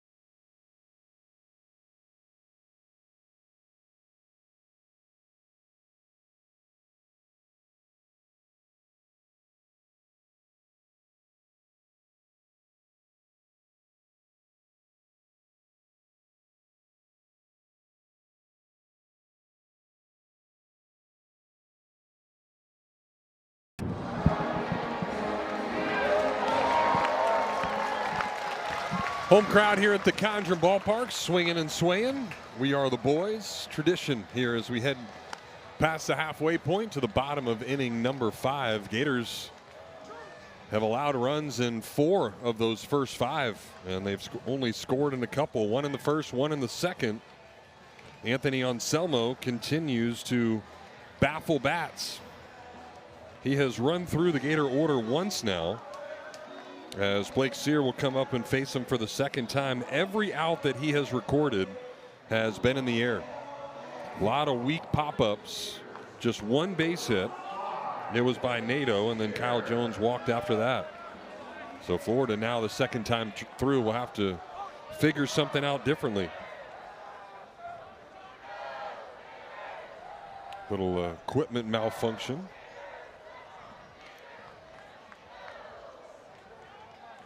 And this is normally an every game occurrence. Either by a catcher or the pitcher. Or both. Or both.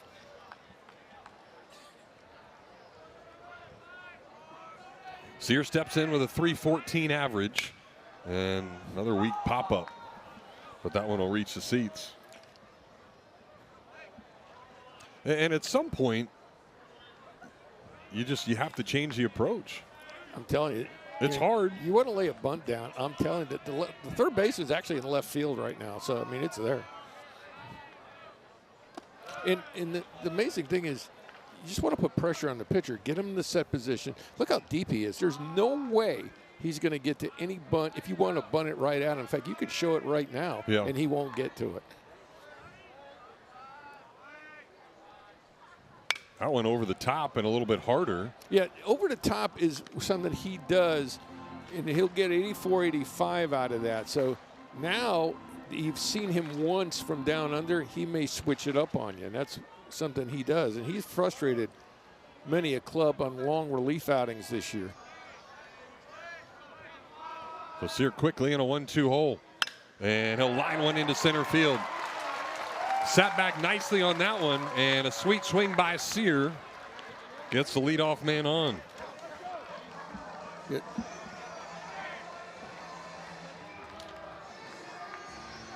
Yeah, and that's what you need to do. Get him in that set position early in an inning. 12th multi-hit game this year for Sear as he went down and got it. I think part of it, too, not laying down a bunt, it's almost like these guys come to the plate and say, well, I can easily hit that as Curlin chops one foul. So it's like, why am I going to give myself up? But I agree with you. I mean, you don't want this guy to run away and hide. I mean, he went 2 innings against FIU earlier this year, 2 1/3 against Miami. Had a real good outing, 3 1/3 against Florida Gulf Coast, not a bad team. And he only gave up 3 1/3, 4 hits, no runs in that one. Gene Zambrano starting to get loose out in the bullpen now for the Wildcats, a right-hander. As Curlin awaits the 0-1 and takes it for a strike. And Zambrano, he's the guy. Been good. Yeah, he closed it out, I believe, against LSU last week. Earned run average of just over 2. Here's the 0-2, and Curlin taps it into the glove for the strikeout. That was a big swing. Yeah, I mean, here it is, 75 miles an hour. It just really swings hard. Yeah, Zambrano went 3 innings in that LSU game, allowing just 1 hit and no earned runs. Here's Stripling. And he can't check his swing. Yeah, I mean, the bet is for the Gators tonight is it's going as the plan for Bethune on how they're setting up their pitchers. And the fact that Turner escaped but only giving up 2 runs. Stripling, a nice job of hitting. He punches one the other way. Sears got it in front of him. He's going to try for third, and the head-first slide is in time. Nice hustle by Sear.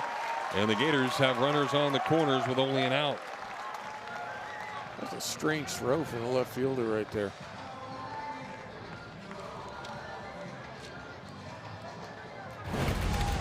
Good hustle by Sear. Well, he's going to see it down the line, and he's going to go, okay, I'm getting 3 here. Play in front of him.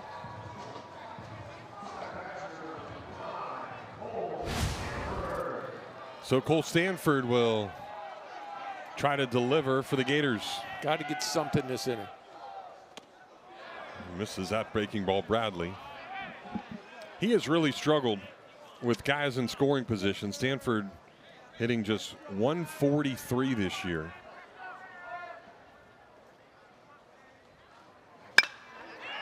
That one a little blooper. Give me another tough play. And the shortstop's going to make the catch. Sear thought about trying to score, but he can't. And Almonte did a really nice job as the left fielder and center fielder. Leon Watson had no idea where that ball was. It was a good job by Taylor Black, too, keeping Sear there. He uncorked an amazing throw with all his momentum going back. Watch this. That thing got near home plate in a hurry. And I think what made it even better for Almonte, he caught that ball facing home plate. If he's running out towards it, then you might send Sear with his back to the plate. So now it's going to take a 2-out base hit from Hayden Yost.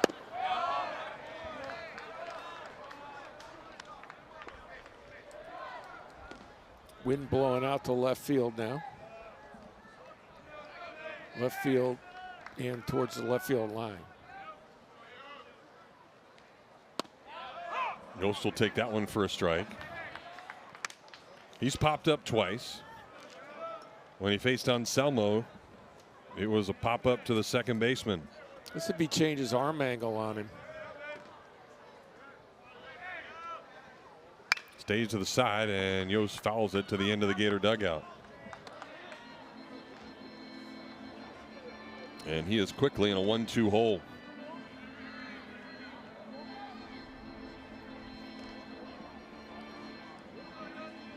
Gators with 8 hits tonight. They just haven't been able to come up with a big hit.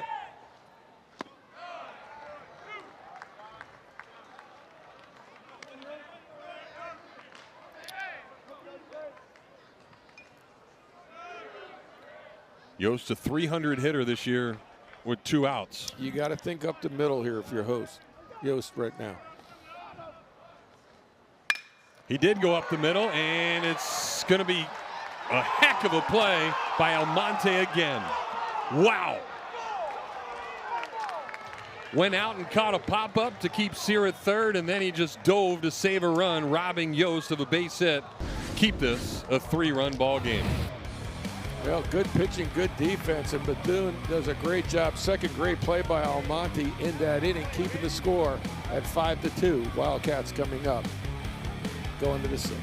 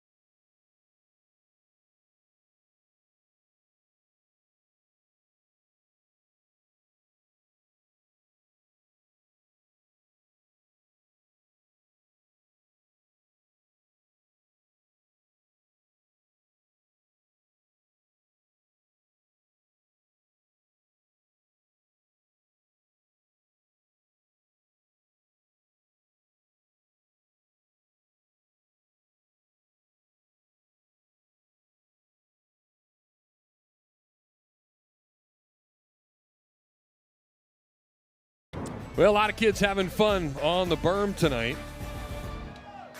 Gators certainly not having fun as they trail at 5-2. As Bethune-Cookman has scored in every inning but one tonight. And a great play. Just kept the Gators off the board again as the 9-hole hitter Christopher Watson steps in.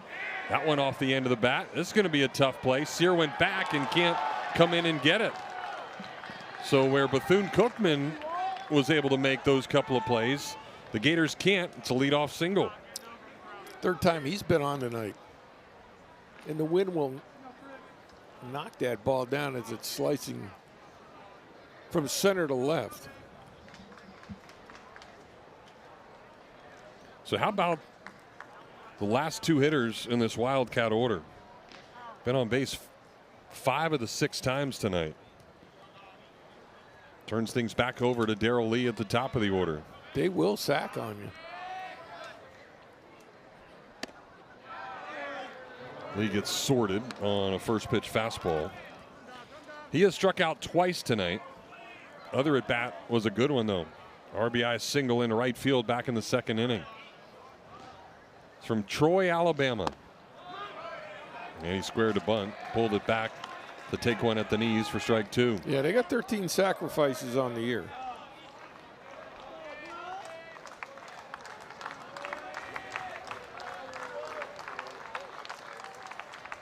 McDonald's 0-2 is down in the dirt.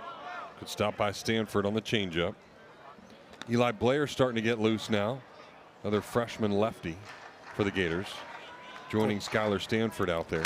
Yeah, here's what's weighing on Jonathan Hernandez's mind here. Do I start my runner here, or do I wait for my big boppers to come up? He's staying put, and we'll do it again.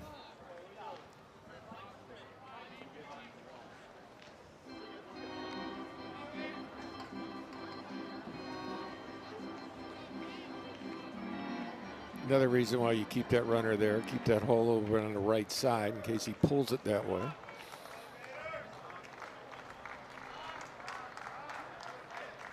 McDonald's 1-2 is going to get him. The hat trick tonight for Darrell Lee as he chases one up and out of the strike zone.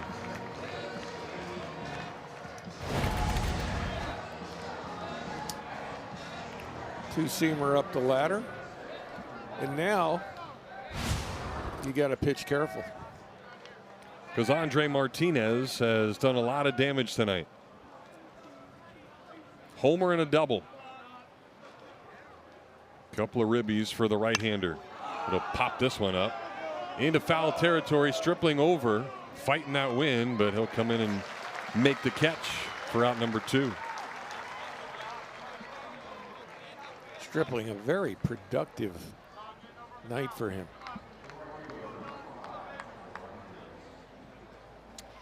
He made a play on a ball at Georgia too over the weekend. I thought was great for a first baseman. He put his head down and ran to a spot. Yeah. Instead of watching it the entire time. We've seen a lot of first basemen miss balls because they're following it the entire time. As Kevin O'Sullivan is going to make his way out of the dugout. Yeah, he's going to go with the lefty here. So Sully going to make a move for the matchup. And Eli Blair will pop open that Darren O'Day bullpen door. And we'll give you the numbers from the big freshman lefty when we come back here on the SEC Network.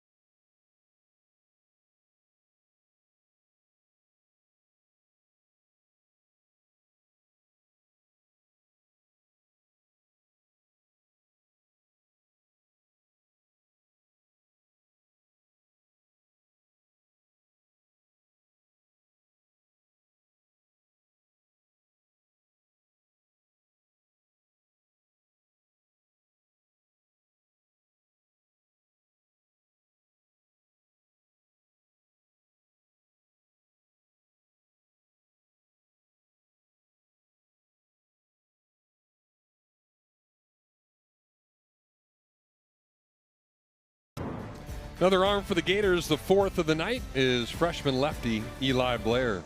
Yeah, I mean, the big 6'8" lefty. And yeah, Sully loves this guy, too. He said this guy's got a pretty good future. Now, Eli Blair, we've seen him a few times. He's had some good outings. You see the ERA 4.91, but look at that, 8 strikeouts, only 2 walks in the work that he has done. 87, 91, somewhere in there. They're actually, talking to Sully, we're waiting for his velo to spike. And they said he's not going to sit at 91. He's eventually going to get higher than that.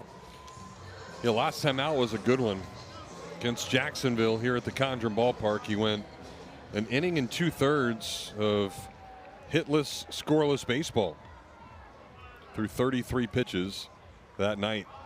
So his job to get out Michael Rodriguez as Michael Jackson was playing over the loudspeaker. Nick's excited to go see the movie. Yeah, it's coming out soon. Yeah. Got to see him in the Destiny tour at the Orange Bowl. Really? Yeah. How about that? Him and his brothers. Blair's first pitch, a nice breaking ball in there for a strike. Rodriguez has been on base twice tonight. He's been hit and he's walked. Big lead at first. He's actually been hit 13 times this year. May want to go over there. And they will. For those that don't know, we do have an earpiece into the pitcher's helmet.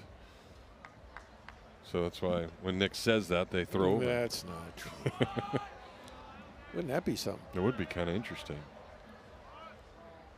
Here's a 1-1 pitch, and that one misses in. Well, those are fun broadcasts when they do have the communication in with an outfielder or something, and they're talking to him during spring training games. I actually broadcasted a minor league game. Did you? Where I was calling the offense and all the when the bunt and all that. Oh, wow. Yeah, it made This Week in Baseball. How about that? Twib notes. 2-1, nice fastball moving down and in, and that'll even up the count at 2-2. And we won. Nice. Those were the good old days. You're watching, you get one game of the week, and Johnny Bench comes on with the chicken. San Diego chicken. Ted Giannoulis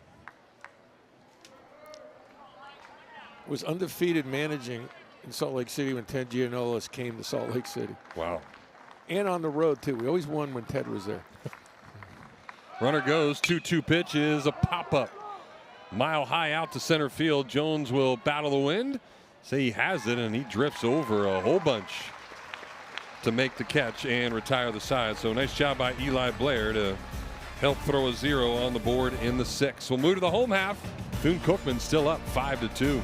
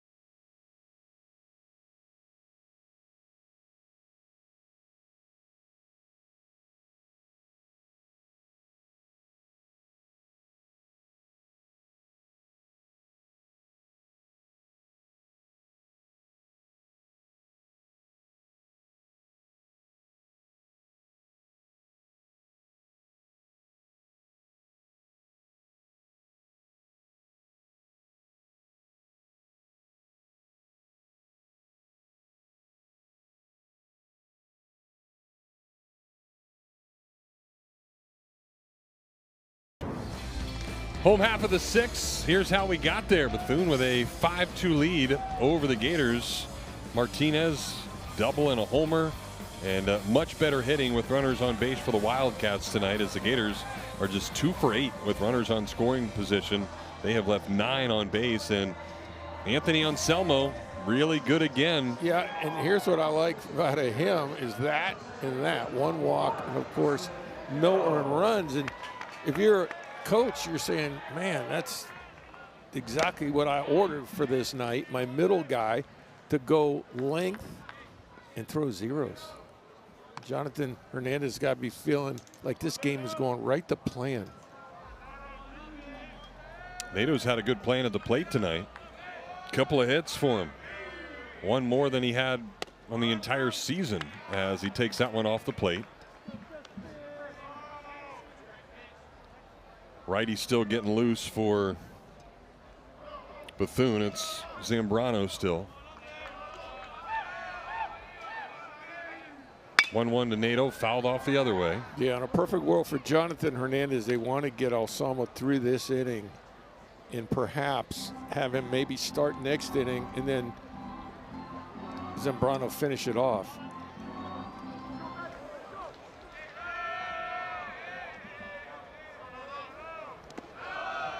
Good take there by Nato. Yeah, Bethune's 12-3 in the SWAC. They're playing really well. It'll be a one-bid league into the postseason, so you got to win your conference tournament more than likely. But wins like this will certainly help if something like that didn't happen. Nato, another weak pop-up. And Lee will drift over from left field to make the catch. And again, the absence of trying to lay a bunt down to start an inning when it was there.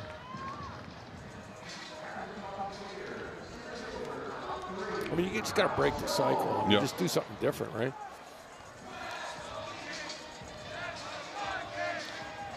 Well, Kyle Jones had a 5-hit day on Sunday.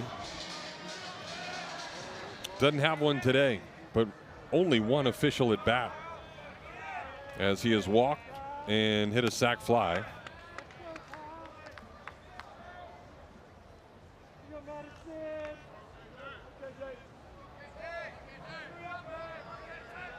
Jones 8 for his last 18 now, as he misses that off-speed pitch. See, not only are you getting thrown off by the velo, but where he's putting the ball is very frustrating to the hitter. He doesn't lay anything right down the middle. The importance, again, of these right-handed hitters to try to go the other way. But you see how shallow the outfielders are playing as well. I'm not sure if there's been any team to come in here and play that shallow. That's as shallow as I've seen this year. That one way off the plate again. I think for two reasons. One, the wind, but I think they realize, that Anselmo gets a lot of just weak contact. So it's helped them snag about 3 balls that are normally in no man's land. That one in there for a strike.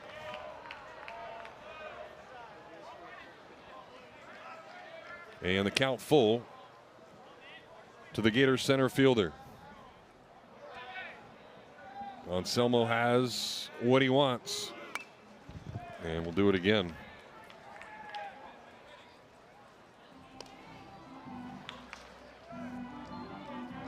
Over 60 pitches now for Anselmo. Yeah, but at that velo, that's like nothing. He's built to throw at least 80, 85 in a relief outing. And Jones going to get on base again. Both walks have been to him from the Wildcat right-hander.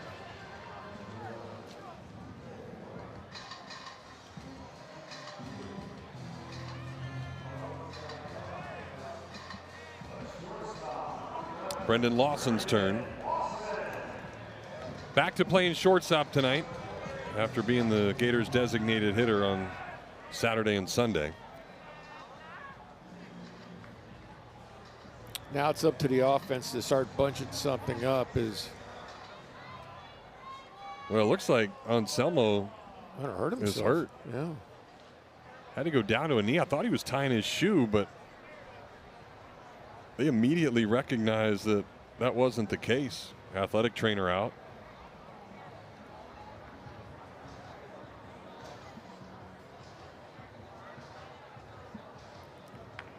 He's pointing at his foot.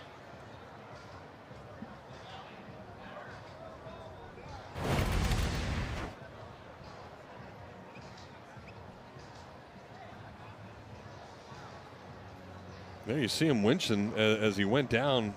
Again, looked like tying his shoe, but he can't even put pressure on his heel.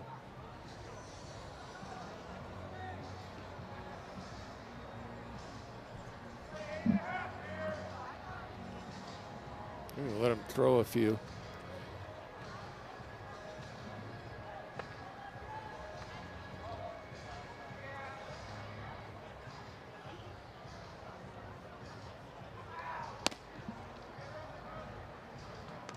Looked okay there. Not really a wince, and he wants to stay in the ball game. So he'll fight through whatever happened. The old momentary tweak. Yeah. Which happens a lot at our age. A little tougher to get out of bed these days. And I think the worst part, Nick, and I don't know if you had to go through this, but it's like every time I go to squat like in a catcher position, you just hear crackling. Like, what is that? Do I have some candy and wrappers in my pocket? Here's Lawson. That one off the plate. Now it's time for the Gators to bunch some hits here. They're still out hitting the Wildcats. 8-7, just haven't been able to do much damage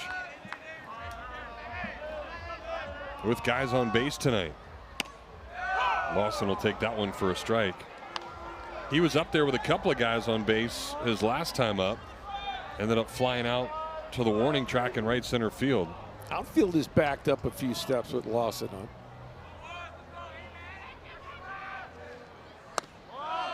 That one's down. Lawson does more walking around the batter's box than anybody in college baseball. Always gets back in time. 10 seconds on the clock. And he'll miss that one.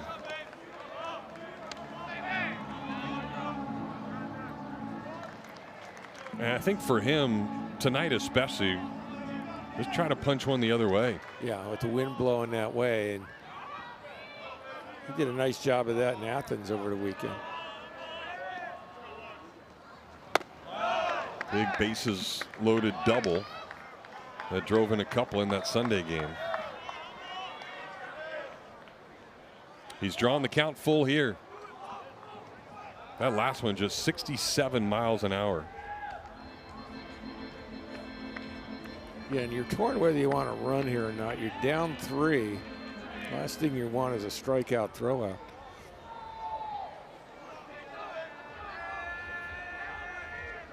Jones going, and Lawson's going to get plunked. So a walk and a hit batter gets a tying run to the plate again, and back to the mound comes Jonathan Hernandez. And that will probably do it. The move has been made.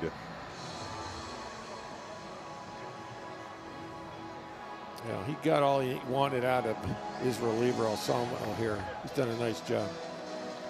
Zambrano's been out there throwing for a couple of innings. Now he'll throw on the mound at the Condren Ballpark. Great job by Anthony Anselmo. He'll get a nice round of applause from his teammates. And we'll come back and set the scene here in Gainesville.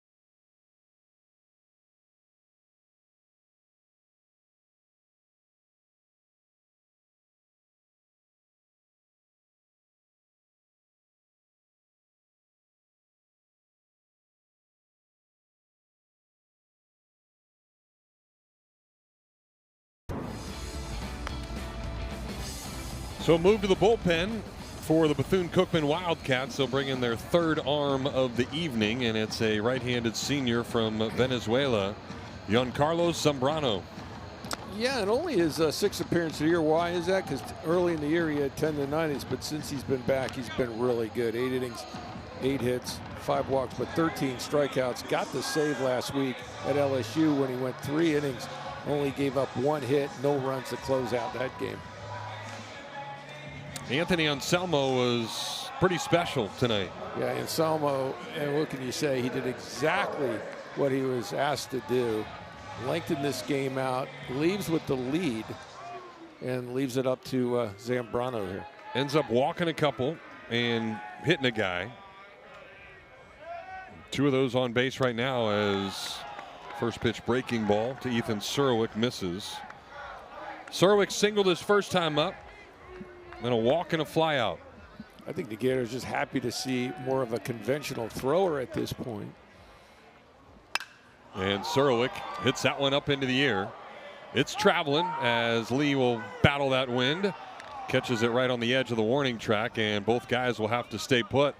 So an unproductive out there by Surowick as both Jones and Lawson stay put. Now 2 outs in the inning. Yeah, just got under it a tad with that wind that's cutting across diagonally, really hurt it.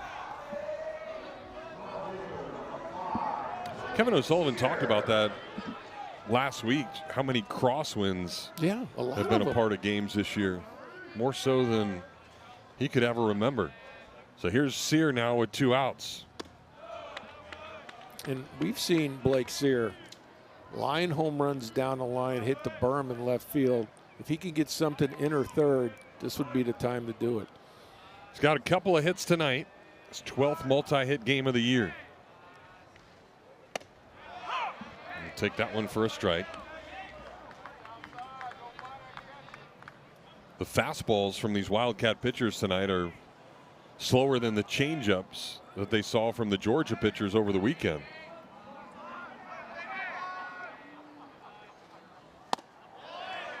And Sear can't get 84 with some sink. So he's in a 1-2 hole as the Gators continue to struggle tonight with runners in scoring position. Nice job again back there by Lucena. Zambrano 88-91 as compared to Anselmo, who was what we've seen 74-79 in a lot of pitches. 2 balls, 2 strikes, 2 outs here in the inning, and Sear squibs one right off the end of the bat. It's almost like you're staying with a plan. Hey, look, if we're going to beat Florida tonight, we're just going to do it all our off-speed stuff. Yeah. And let them try to beat us that way, because right now still you got to see this pitch deep and maybe shoot it to right field. Sear did that his last time up, and he did it nicely. So another 2-2 pitch coming his way, and he fouls it off again. It's the hardest pitch a Gator hitter's seen tonight at 91.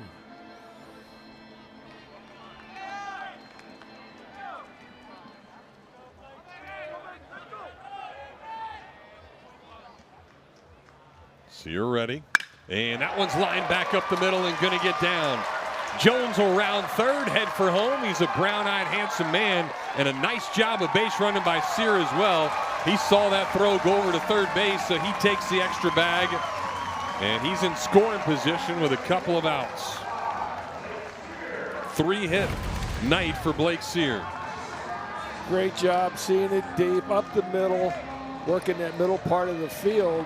And again, Blake Sear on top of this steals this extra base, as they did not work that cutout correctly. They just left second base open, trying to go to third base on a play where the guy was going to walk over there. So Kate Curlin now a chance to maybe tie this game up as he lines one out into the gap. That ball's going to get down, and it will be tied. Lawson scores. Sear scores.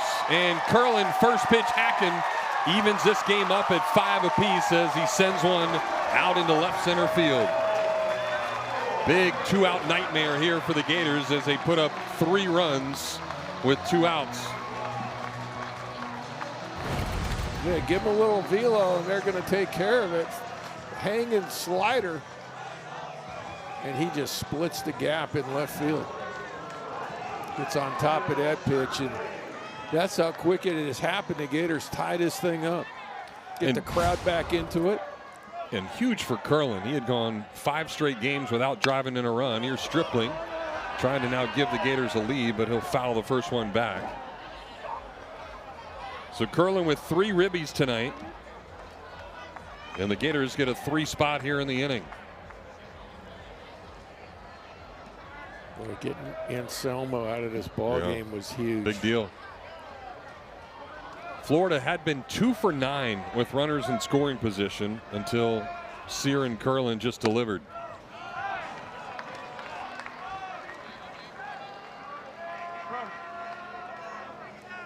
Stripling's been clutch. 333 hitter with runners in scoring position. And that one right off the end of the bat, right to Rodriguez, and the first baseman will step on the bag to retire the side. But a nice inning for the Gators as a walk and a hit by pitch come around to score. Sear and Curlin do the damage. We head to the 7th, a new ball game in Gainesville.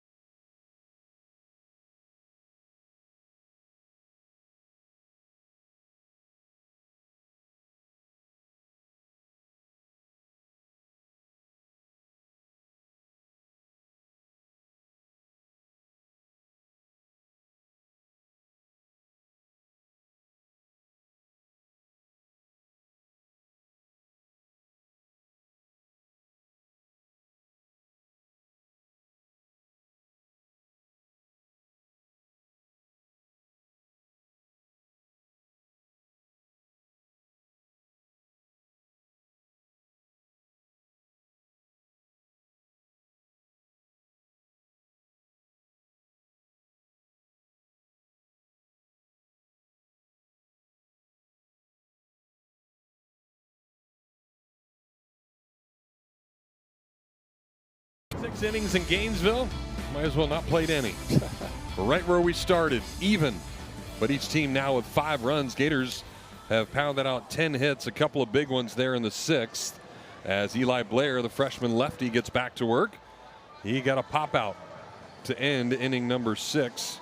He'll face 4, 5, and 6 in the order as Michael Lucena, the Wildcats catcher, steps in. He's got a single in 3 trips. So big spot for Blair now as he throws ball 1. Yeah, and you want to compound that momentum that you just gained by getting a shutdown point here.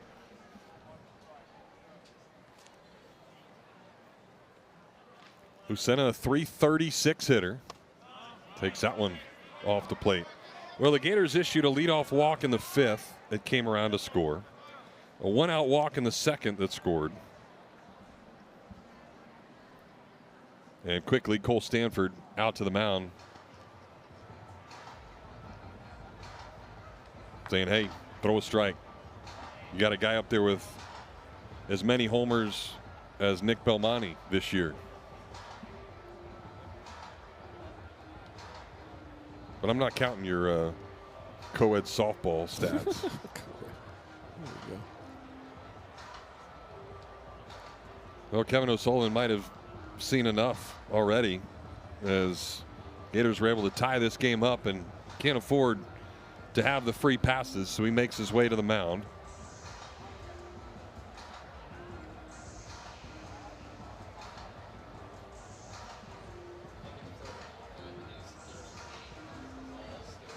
Cooper Walls now starting to throw out in that Gator bullpen. That just shows you right there how much Kevin O'Sullivan wants this game. Yeah, absolutely. You know, he talks about it midweek. Keep that momentum going into the SEC weekend. And the move is going to be made. So after a couple of pitches that weren't near the strike zone, Eli Blair will get pulled and Cooper Walls will come in. We'll step aside, come back and tell you how Coop's been out of the bullpen.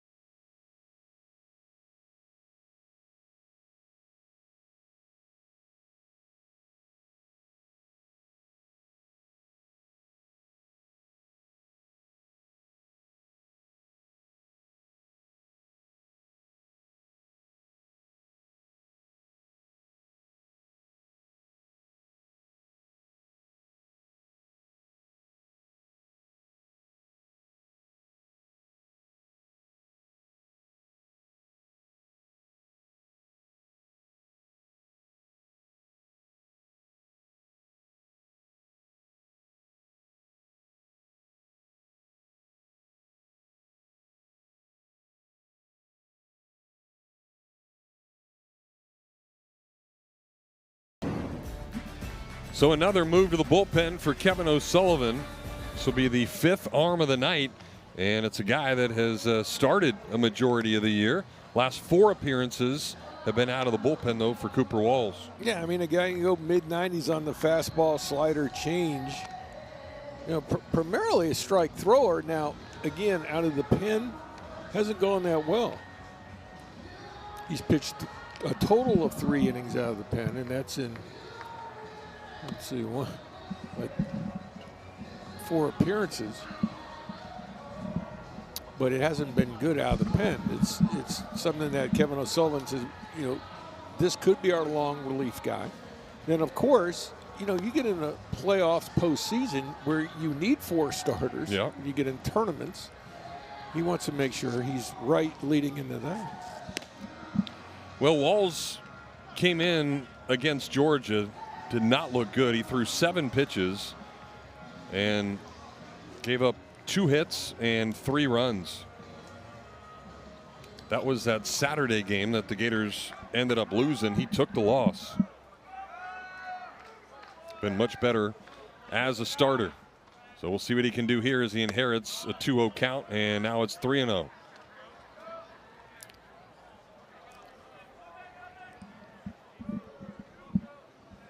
So Lucena will not be swinging here. And Walls gets one in there at 93. So we'll see if he can come all the way back.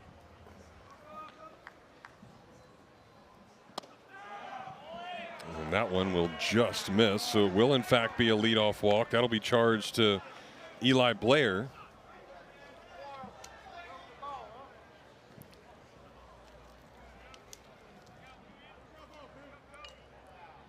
Well, there's only been 2 innings tonight where the Wildcats have not scored. The 3rd and the 6th.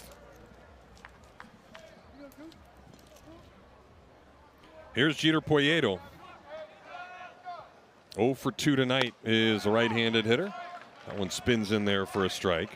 Did get a sac fly his last time up.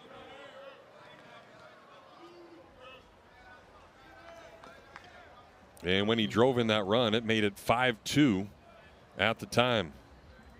Breaking ball again. That one's going to get out to right and get down. Little blooper off the end of the bat, and here come the Wildcats once again right after the Gators just tied it up.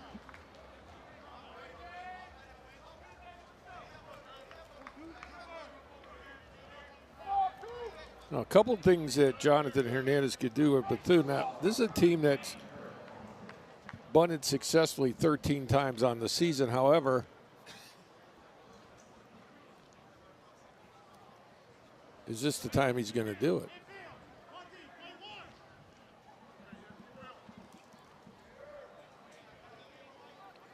Almonte has come in as maybe the hottest Wildcat. And he has no sacks on the year. He really tore it up last week. Gators expecting it, though. He does square, and the first pitch is going to hit him. At least he thinks it did. The umpire, Kevin Flay, did not call that a hit by pitch. He's already thrown everything aside. See if it hit him in the foot. Yeah, it did. Yep. Got him off the very top of the foot.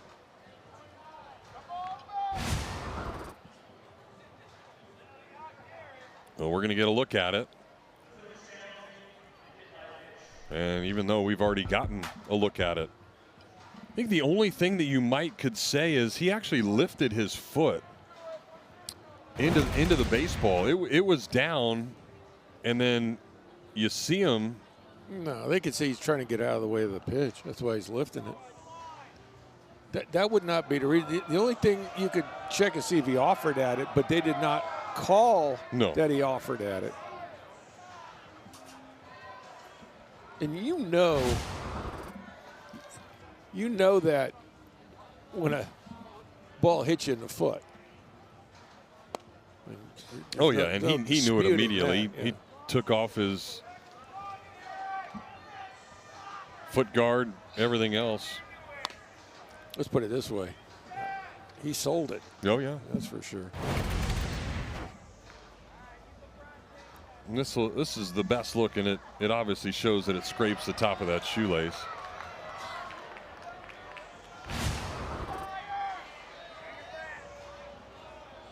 So if it stands, I mean, it's not obvious in that replay, I will say that.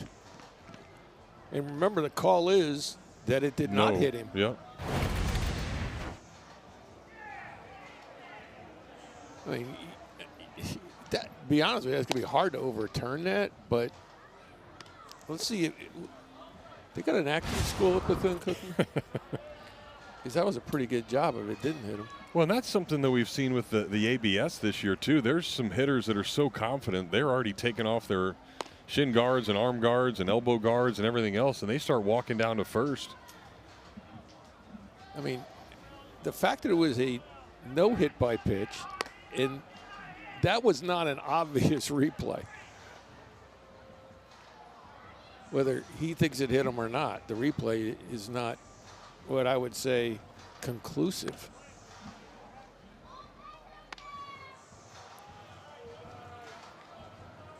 This is going to be interesting. This could be a big call in this ball game. Here comes a decision.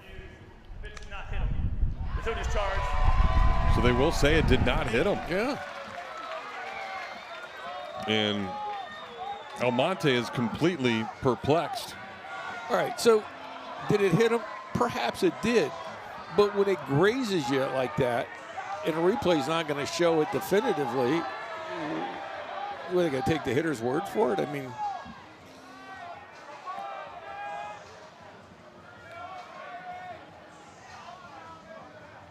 so he's got to get his gear and put it back on. should he gone into a limp? Call the trainer out?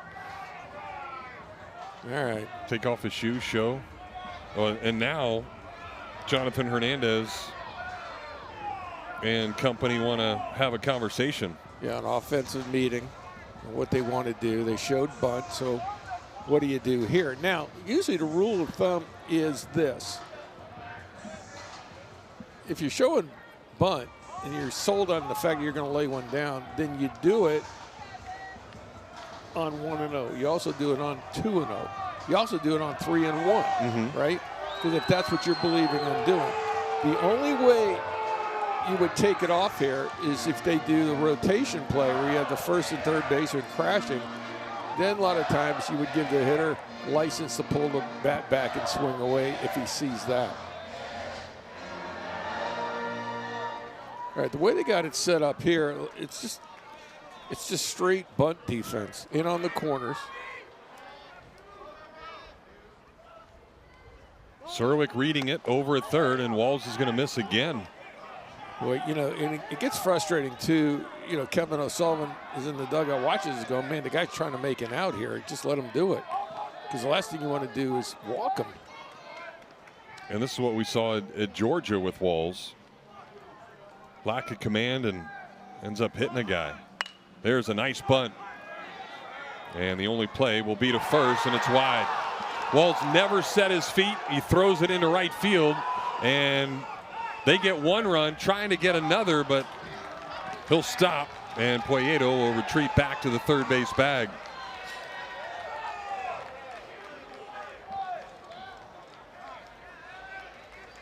So just like that, the Wildcats take the lead, and Kevin O'Sullivan wants to have a quick conversation.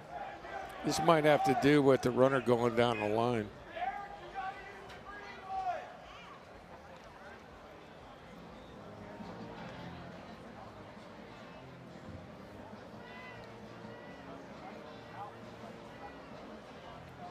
Well, Hank Himenen's the crew chief.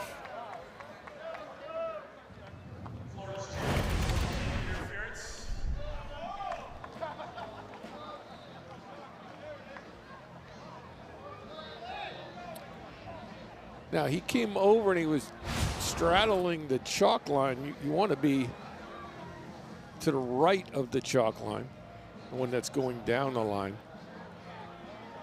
There was a play similar this weekend at Georgia. It was a perfectly executed bunt. Getting down there, no problem, and then he's inside before he steps in foul territory before stepping on the bag. Well, he was literally on the grass. and then he cut across. He's still talking to Lawson about, hey, man, that ball hit me. Yeah, he's had quite an interesting last 5 minutes here. So some small ball here, but it was a leadoff walk again that started things. See, he's on the grass, and then he works his way back over and hits the green bag. Walls had time to set his feet. He looked at third. Does he get SAG credits? He's been on TV here for a while. Yeah.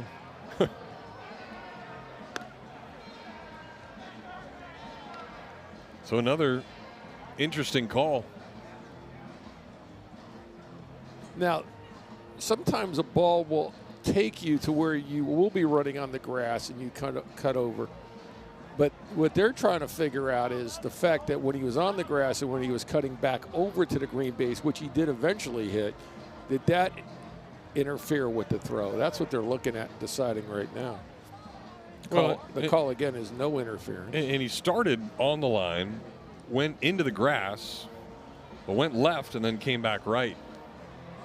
And they're not so much worried about hitting on the grass as when did he come over from the grass. Now, does that see that throw was wild? I think no matter how you're going to play it, yeah. I have a feeling this call may stand. Let's see. There is no running lane interference. Yeah. Florida has one challenge left. Yeah, I mean you can go on the grass as long as it's not interfering with the throw itself. He got himself back over in time. That's what they have decided on that replay. So the Wildcats second and third, still nobody out here in the inning after the Gators had just tied it up. And Florida will now bring in the infield for Jorge Rodriguez. And that one, a heck of a stop by Stanford. And that tells you something, too. We're in the seventh inning. Nobody out, bases loaded. You're rolling the dice a little bit bringing the infield in this early in the inning.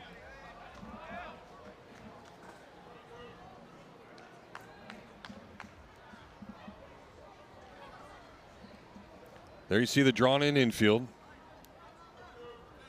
Dribbling pretty far off the bag for the 1-0 pitch. And it's right back up the middle. That'll score a one and maybe another. Here comes the throw from Jones. It'll be cut off by Stripling as Almonte scores. And a big base knock by Jorge Rodriguez.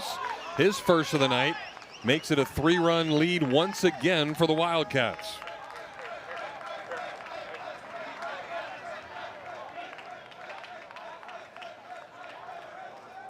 Well, Cooper Walls has not fooled anybody.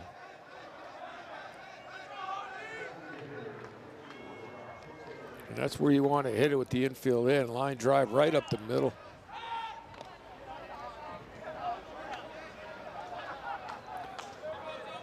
Here's Jose Fernandez. He's homered tonight. And now being asked to bunt. And he'll get it down, but in foul territory. How about that? The guy with the biggest raw power on the team. Skylar Sanford getting loose again in that Gator bullpen.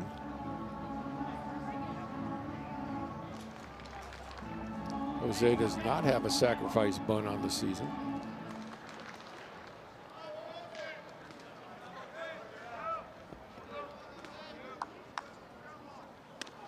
And Wall's going to plunk him.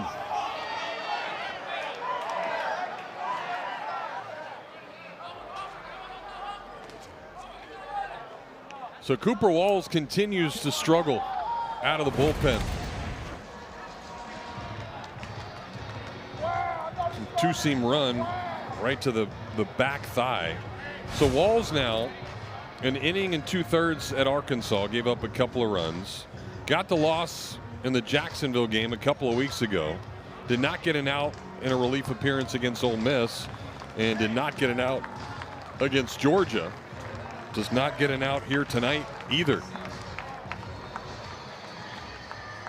And another new arm coming in. It'll be freshman Skylar Stanford. Tell you all about him when we come back.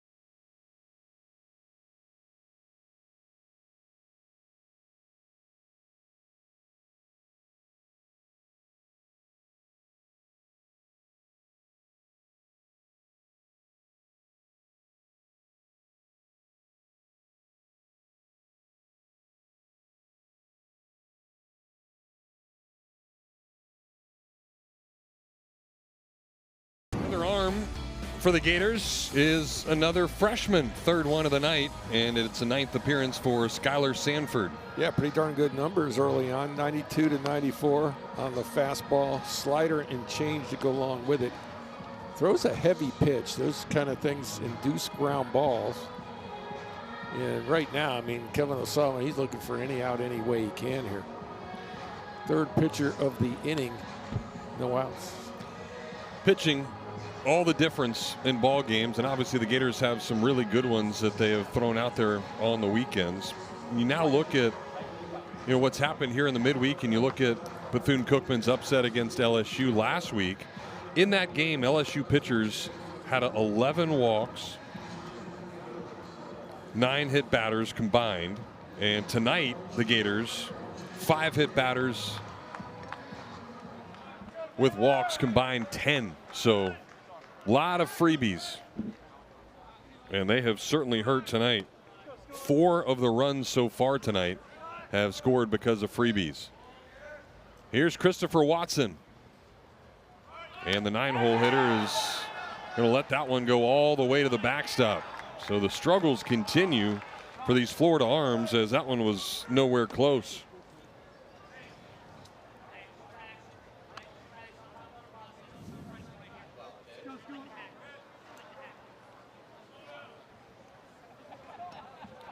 So Watson was ready to sacrifice. He didn't need to on the wild pitch. And the Gators bring the infield in again. Now you're forced to bring the infield for sure. You're down 3. Watson has been on base every time tonight.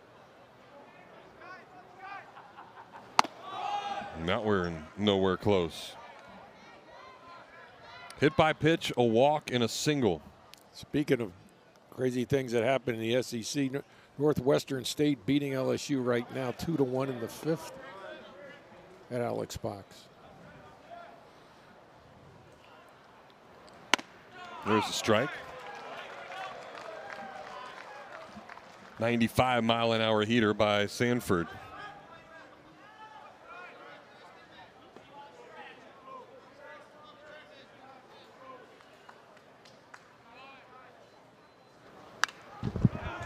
And now another. Boy, you need a strikeout right here in the worst way, or some kind of unproductive out.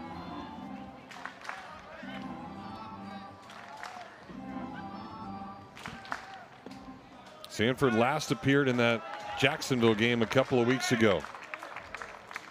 Threw 48 pitches that night. 2-2 here is fouled off. Souvenir onto the berm.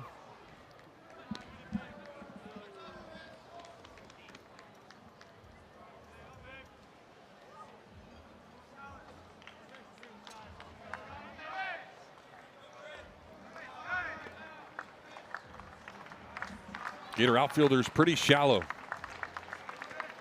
for the 2-2 pitch. And he got him. Nasty slider there from Skylar. And a big first out here to the 7th. Well, this is one of the better pitchers thrown by a Gator pitcher tonight, and that's outer third. In that situation, you're opening up the zone. If you're Watson, and he chased it. Well, Darrell Lee has already struck out 3 times tonight. Gators would love to give him the golden sombrero as he fouls that one back for strike 1. Yeah, and now it's one of those deals where, okay, you got a runner at third. My guy's having trouble making contact. Safety squeeze, maybe? Who knows?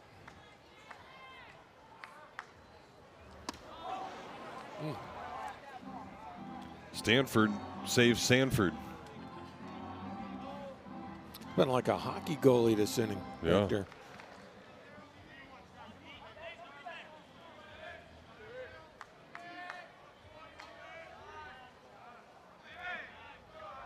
1-1 to number 1. And that one is high. Reason why you wouldn't squeeze here, a left-handed hitter.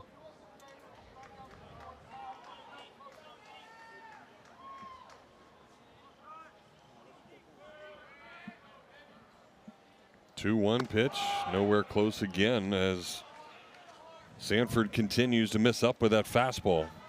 Yeah, and these are big misses because the hitter's now not even offering at them. Now they can lock in on a fastball in their zone.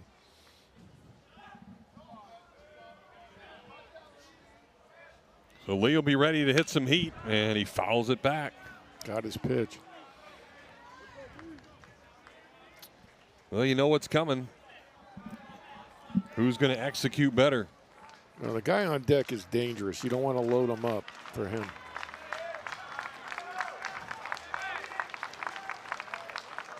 So Sanford ready. The 3-2 pitch is lined into right field for another base hit. Second one of the night for Lee, and that'll score another Wildcat as Rodriguez comes in to score. And it's now a 4-run advantage for Bethune-Cookman.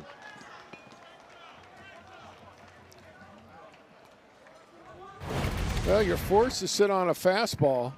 He gets it, and he turns on it. Middle fastball. And Lee just won the battle, so he has been Jekyll and Hyde tonight. 2 singles that have driven in runs and 3 strikeouts.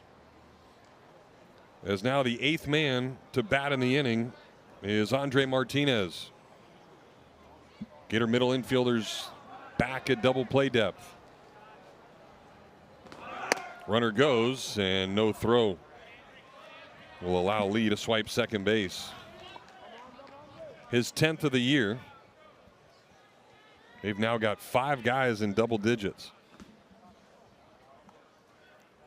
This is crazy. After giving up the 3 runs, the Gators tied this thing up, and they haven't blinked an eye. Stanford continues.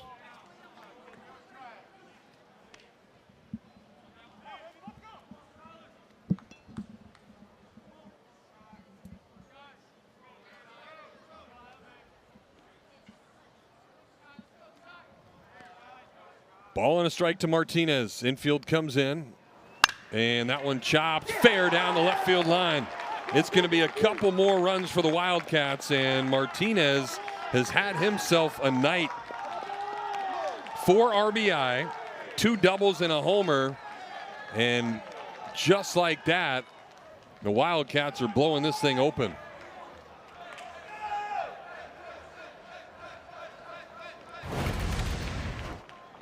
Coming back with 6 runs this inning. Pitch finds a home down the line. It all started because Eli Blair threw 2 balls to start the inning. And then a switch was made. So now Michael Rodriguez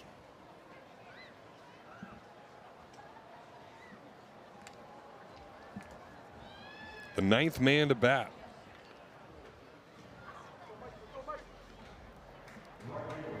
And it's still only 1 out.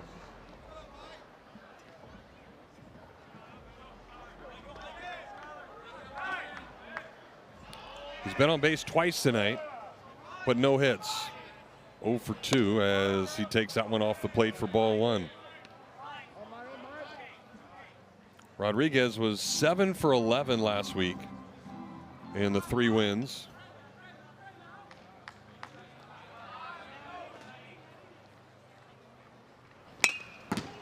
Look out.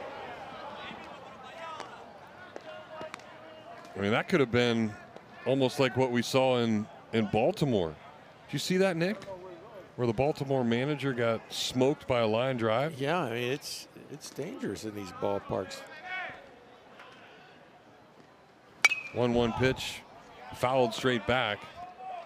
There was a ball laced into the O's dugout. It hit Craig Albernaz, the manager, directly in the face, and he suffered a fractured jaw, 7 fractures in his cheek. As this one is grounded right side, and that's going to sneak through. Martinez trying to score. Here's a throw, not in time from Yost. Ball gets away, and that's going to allow Rodriguez to get up to second base, and it's now 12-5 Bethune-Cookman.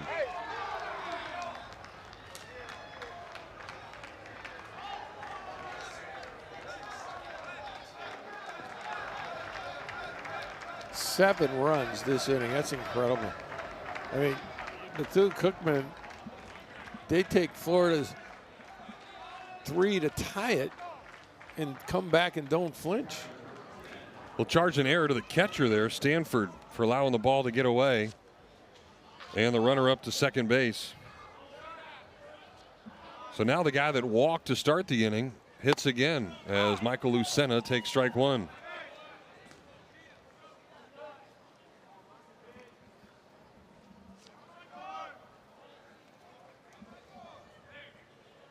Lucena's 5th AB. Gators are getting Christian Rodriguez now up in the bullpen.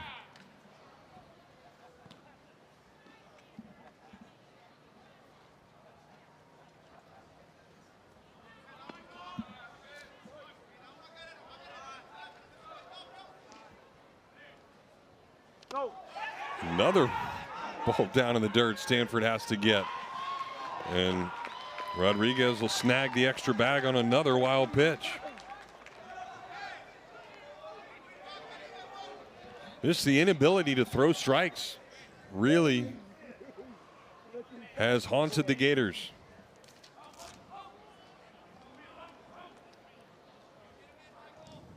So the infield comes in again as this inning is about to hit 28 minutes long.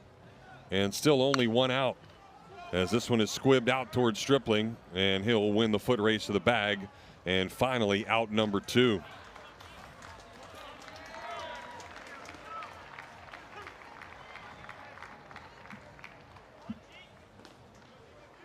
As crazy as it sounds, keeping that runner at third, you'll take anything you can get at this point because you don't know what's left in the Bethune bullpen. Zambrano was not a mystery to the Gator hitter. So no. You know that maybe they could put an inning or two together here. Here's Jeter Poyeto. And he can't catch up to 96. Justin Morales starting to get loose, another righty out in the Bethune bullpen.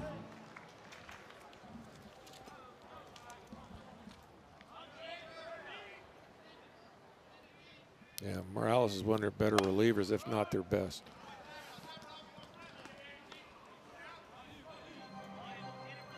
Sense a chance to win, you certainly want to do whatever it takes to make that happen. Yeah, well, what they're trying to do is to beat LSU on the road and Florida on the road in back-to-back weeks. Good fastball there for strike 2.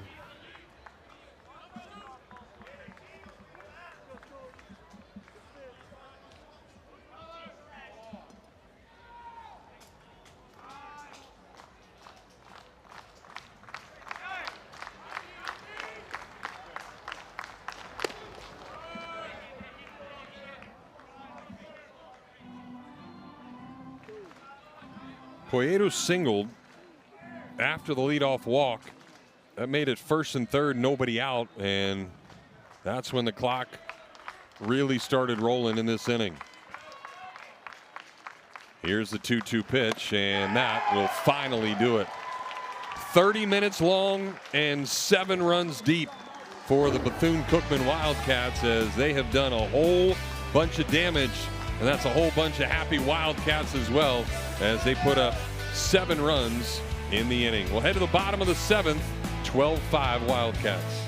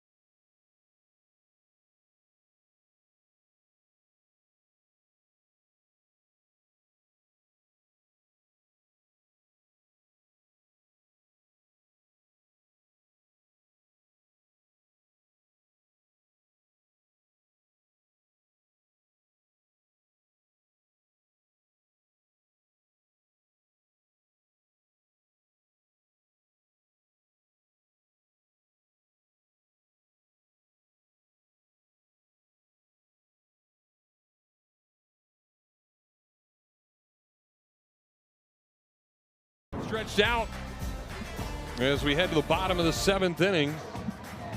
Big 7-run 7th for Bethune. We'll see how the Gators try to answer with the bottom 3 hitters in their order. Alongside Nick Belmonte, Jeff Cardozo here with you. Steve Egan, our statistician. As first one misses inside, Scott Snyder, our producer, engineer extraordinaire, and a whole bunch of great camera crew making this thing happen tonight. Thanks for joining us. Bethune-Cookman trying for another big upset. They've had a good couple of weeks. Yeah, they've been giant killers, and they're a ball of confidence in that dugout right now.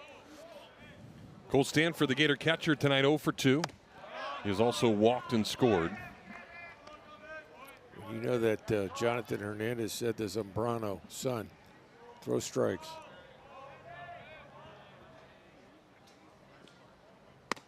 And he does, to even up the count at 2-2. It's all about getting early base runners here.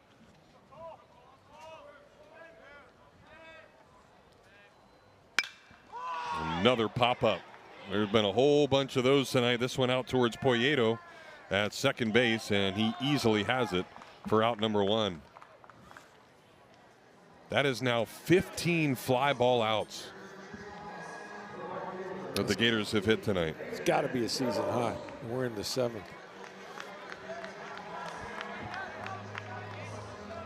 A lot easier to catch a fly ball than field a ground ball, especially when you got a team that came in fielding just 960. Here's Hayden Yost.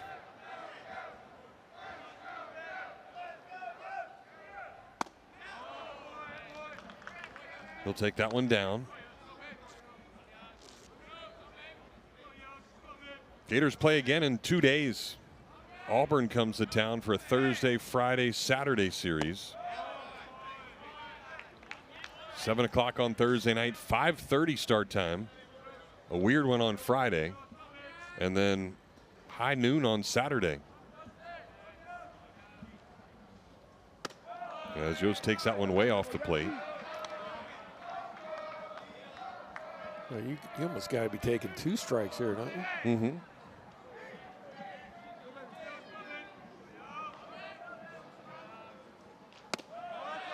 He only needs to take 1, though, as that one misses. 4-pitch walk to the 8-hole hitter, and Yost reaches base for the first time tonight.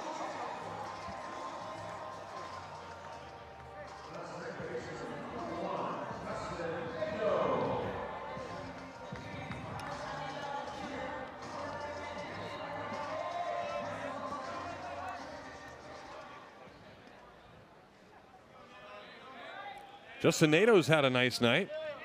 Couple of singles as he gets the spot start at second base, and he'll take that one down low for ball one. If I was Jonathan Hernandez here, I'd probably play behind that runner at first. I don't mean play it deep, just play right behind him. Give yourself, especially with the left-handed hitter up. Yeah, Noah Nato has punched a couple through that right side already. You mean force the Gators to steal, which probably the risk reward's not going to say to do it. So, well, he's got one of his main bullpen guys out there. Yeah, Justin Morales. Zambrano didn't listen to him about throwing strikes. 6 straight wide ones.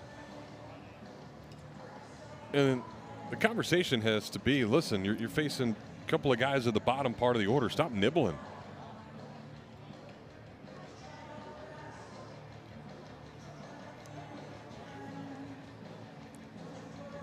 I think he's ready out in the pen.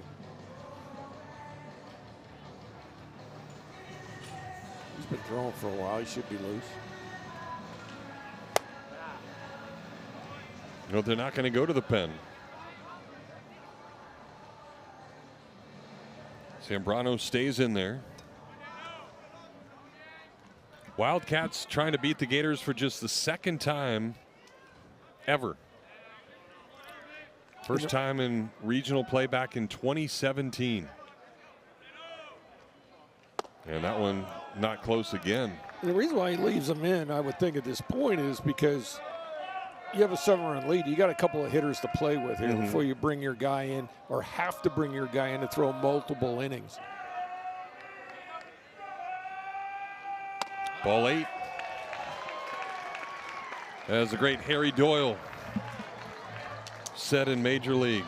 Still 4 away, though, from what Wild Thing Vaughn did.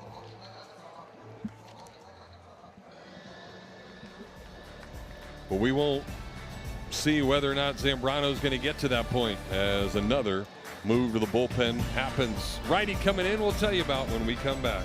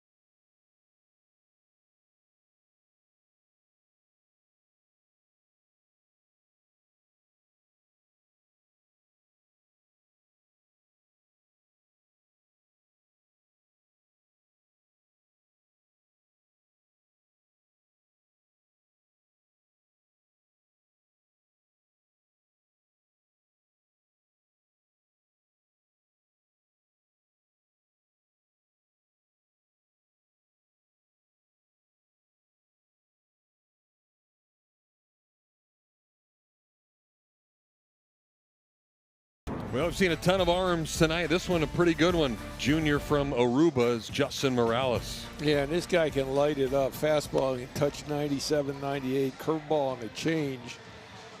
And you see those good numbers. He's trying to get a little revenge because he did not have a great night against LSU a week ago. But he's one of their top relievers for sure.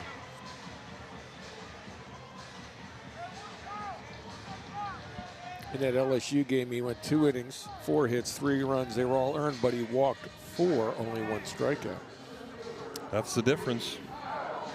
Top of the order coming up for the Gators as they try to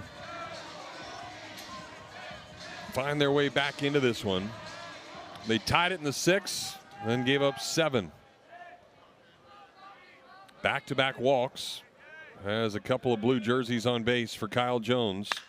who fouls off a first pitch fastball. And before he got his nose bloodied against LSU, Morales had an ERA of 1.13.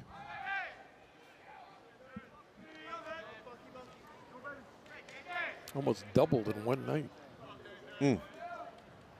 Jones has walked a couple of times tonight already. Take that one up.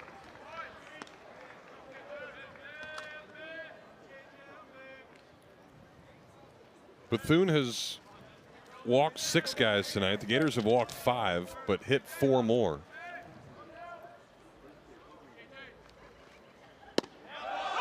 That one, nice breaking ball in there for strike 2.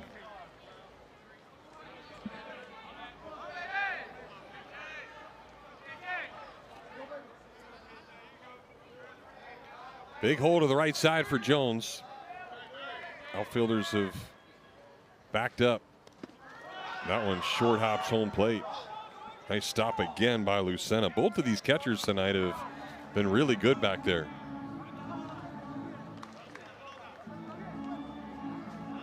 Yeah, the only miscue for Lucena was that back pick he tried and he threw it away. It's the only error for Bethune on the night.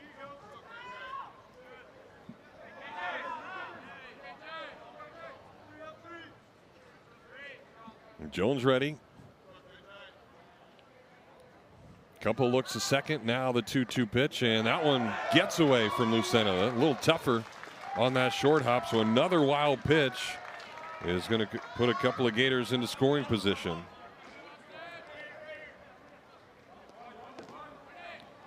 Jones has already driven in a run tonight with a sac fly. I'm sure the Wildcats would take that as opposed to a base hit. Tied for the team lead with 5 sacrifice flies this year. He'll get ready for the payoff pitch and slap that thing foul.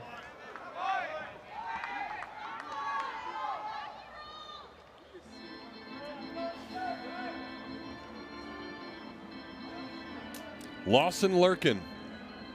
Yeah, he'd love to get up there with the bases loaded. One more wide one would make that happen.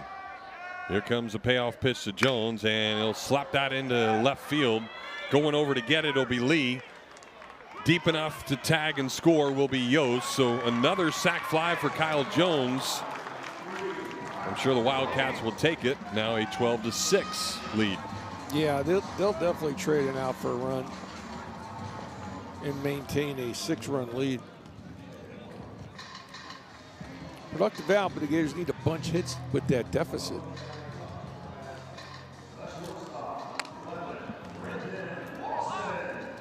So Lawson hits. Wynn not nearly blowing his heart in from right field as it was about an hour ago when he hit in the 4th inning.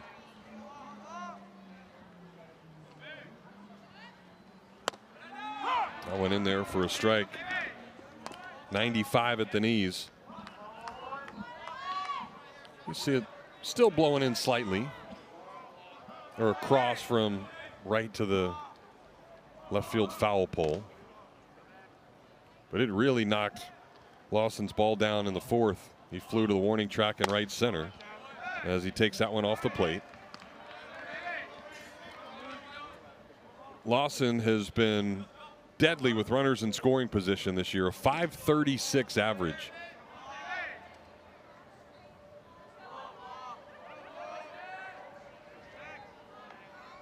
Nadeau getting his lead from second, and Lawson will hit one out in the gap in left center field. That ball is down, and Nadeau will score easily. Halfway up the wall, Lawson goes shopping in the gap for his second knock of the night, and the Gators get a couple back here in the 7th.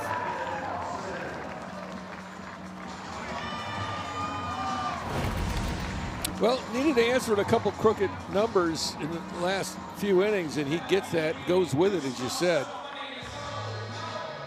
The ball just spun on him, almost knocked it out.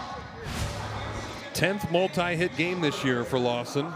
4 different Gators now have double-digit multi-hit games.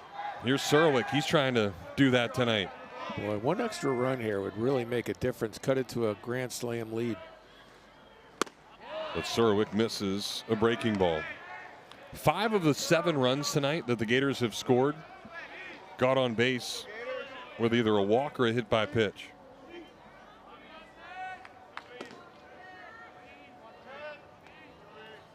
Same can be said for the other side, as Surowiec chops one right to the third baseman. And across the diamond, the throw is in time as Rodriguez snags it at the ankles. So that'll do it. But the Gators get a couple of runs back and trail it now as we go to the 8th, 12-7.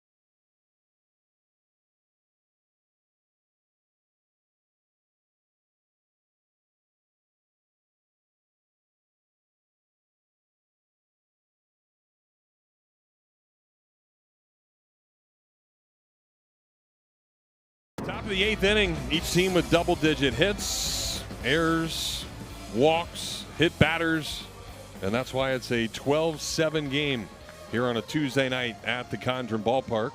Alongside Nick Bomani, Jeff Cardozo here with you. Skylar Sanford will get back to work. He is the 6th Gator pitcher, and he has given up 3 hits and 2 runs over an inning of work through 30 pitches to get through the last inning. And he'll throw ball 1 to Eric Almonte. Almonte sack bunt his last time up and then went to second on the throwing error by Cooper Walls. That one the game was still close. As Sanford misses again. Christian Rodriguez still warming up out in that Gator bullpen.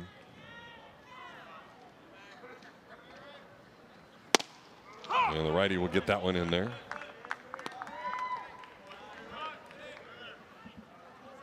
Popping the mid at 95 miles an hour. Skylar Sanford, the same track as Joshua Reitner, the Gator closer. Another fastball in there. Both hard throwing righties. Both had Tommy John surgery when they got to campus. Missed a year. And trying to come back. 2 really talented arms. Obviously, Reitner has taken off in the closer's role as Nato gets a chance at second. And he'll throw over in time for out number 1. Boy, that was needed. Leadoff guy, get him out. Leads at 5 right now. That's the thing. You just cannot surrender any tack on runs here. Here's Jorge Rodriguez from Puerto Rico. He singled in a couple of runs his last time up. Drawn in infield. And he lined one right back up the middle.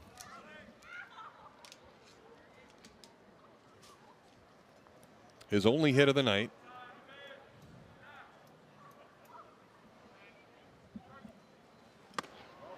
Can't check his swing on that one as he goes around to even up the count at 1-1.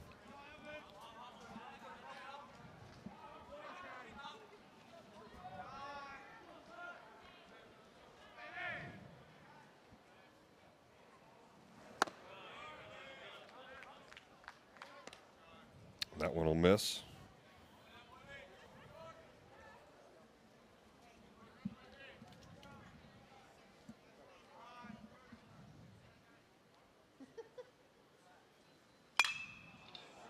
Out to Jones.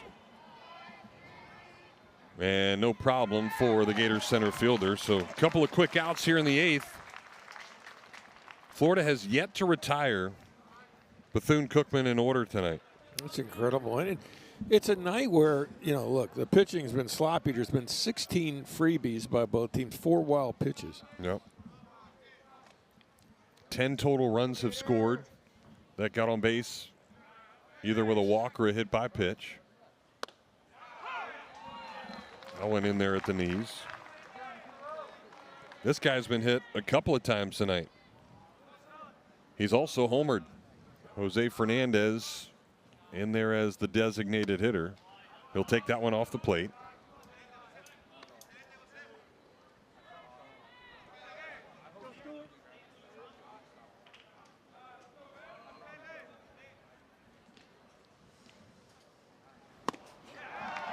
Good fastball again there at the top of the zone.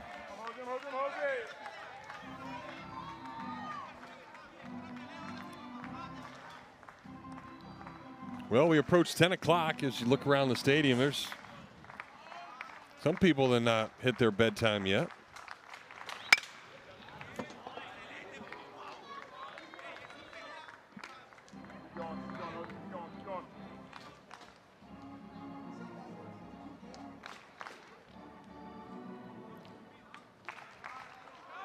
Waiting for the late rally.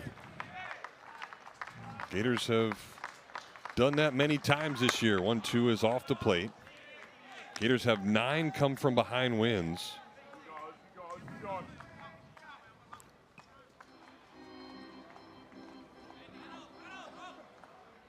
But in those come from behind wins, they're usually not a big crooked number like this. Yep. 2-2 got him. And the first 1-2-3 inning for Gator pitching tonight happens in the 8th. We'll move to the home half. It's a 12-7 Wildcat lead.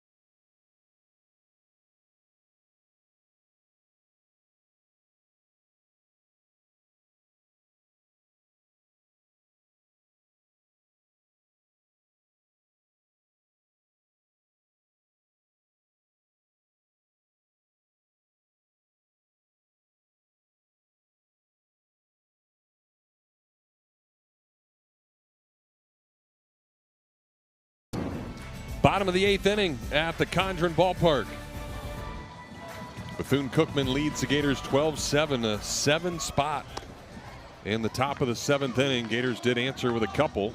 Hang a 0, and Sear, Curlin, and Stripling will try to get some more.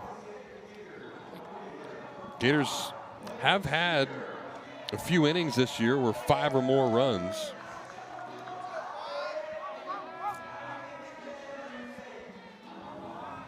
Largest comeback for the Gators. They trailed 11-6 to High Point. As Sear fouls that one off. A lot of the deficits, just a couple of runs. Trailed 3-0 at Miami, came back and won that one. Yeah, and the High Point game is when, I guess, High Point all of a sudden couldn't throw a strike, Yeah. right? Okay. It imploded there in the 9th inning with a chance to sweep. High Point ended up is having a pretty good year. So it's not like losing a High Point was a disgrace. I mean, they're 9-3 in their conference. They're probably a team that will make a regional. And they played outstanding that weekend as Sear gets jammed and it's a towering shot out to left center field. It'll be Lee, the lefty, to haul it in for out number 1. Yeah, that's all that Morales is trying to do here. Get the Gators to put the ball in play and hope it goes to one of the guys in the field.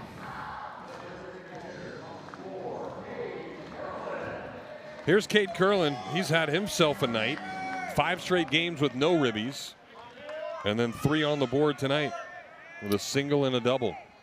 And that double was huge back in the 6th inning. Tied the game. Yeah, made it 5-5. And then Gators immediately surrendered 7. That's the impressive part about what we're seeing from Bethune-Cookman. Curlin got jammed on that one as well, and Lee's going to have another easy chance for out number 2. That fly ball total is going up and up, isn't it? Yeah, pretty crazy. 18 of them now on the day from the Gator offense.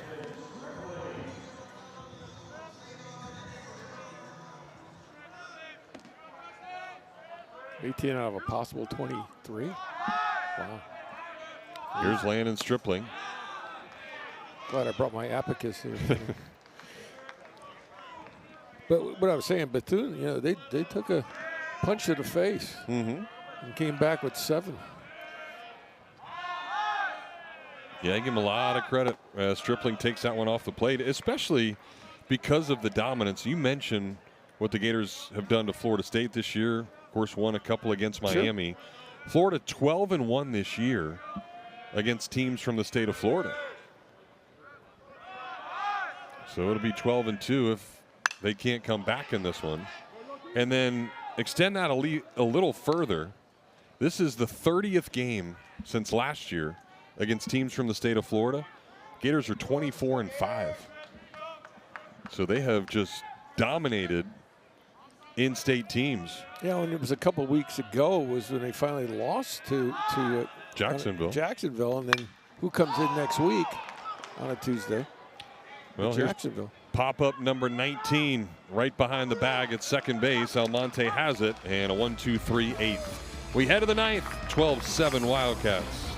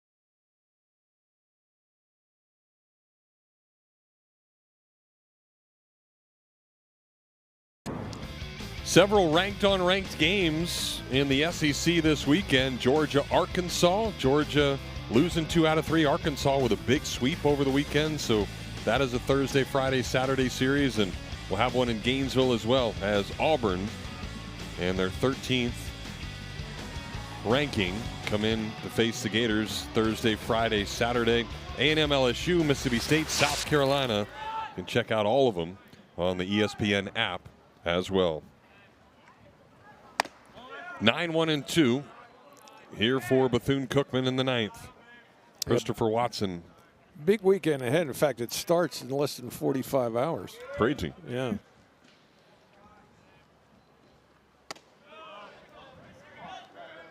And I think part of that, you certainly why you see the Gators not able to use some of their better arms, because you need them just 2 days from now. Exactly right. That one in there for a strike. That's why it was an opportunity that Sully gave to guys, the younger guys, and not the younger guys. And we saw some guys that do have has experience.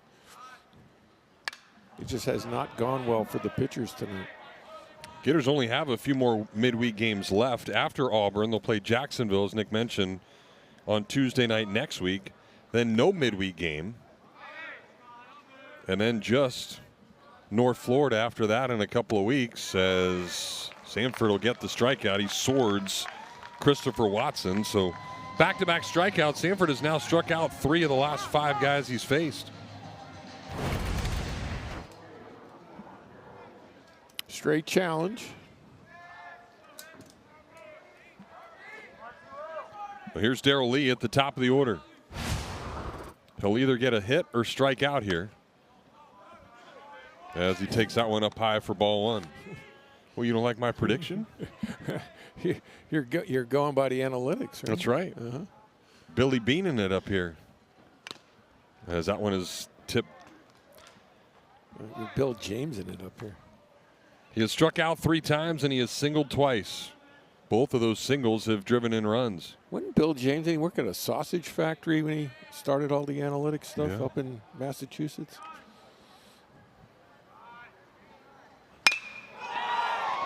Well, this one hit pretty far out to right. Yost trying to get there, and he won't. So the little guy, Darrell Lee, does in fact get a hit. His 3rd one of the night, and he drives in another run himself on the solo shot, his 3rd of the year. And it's lucky number 13 in the run department for Bethune-Cookman.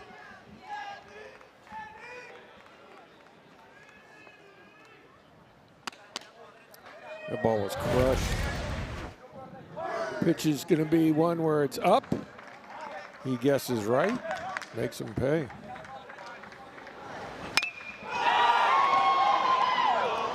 And he knew it. Andre Martinez has done that tonight as well, as he fouls this one off in the stands. That came in his first at bat of the night. Martinez had a heck of a night. He was 7 for 20 last week, and he has tacked on 3 more hits tonight. 4 runs batted in.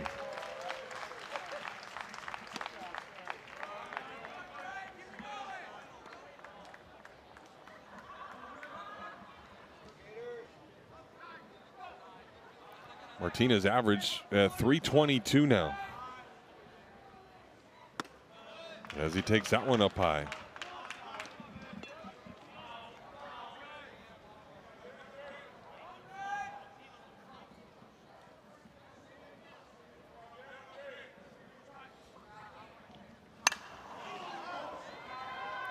And Jeff, we've talked about it, but what you're seeing tonight is a hungry group of kids that Jonathan Hernandez has amassed from internationally, junior colleges, and that formula has really worked successfully for him.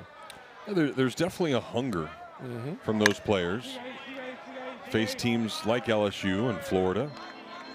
And, I think with now the world of the transfer portal and all the things that are happening, I think a lot of schools are understanding that there is that hunger from a JUCO kid. Yeah, I mean, he's not worried about NIL. No. Because I don't, he kind of laughed when I brought up NIL. He said, we don't worry about that here. Yeah, you just get kids that want to play baseball and want to do it as much as they can. Stanford gets another strikeout. He's got 4 now in relief. And Michael Rodriguez will hit.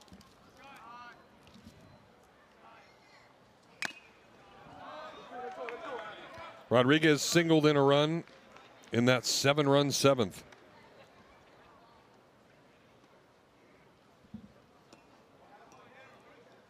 Eleven guys came to the plate in that inning as the game was tied at 5 apiece.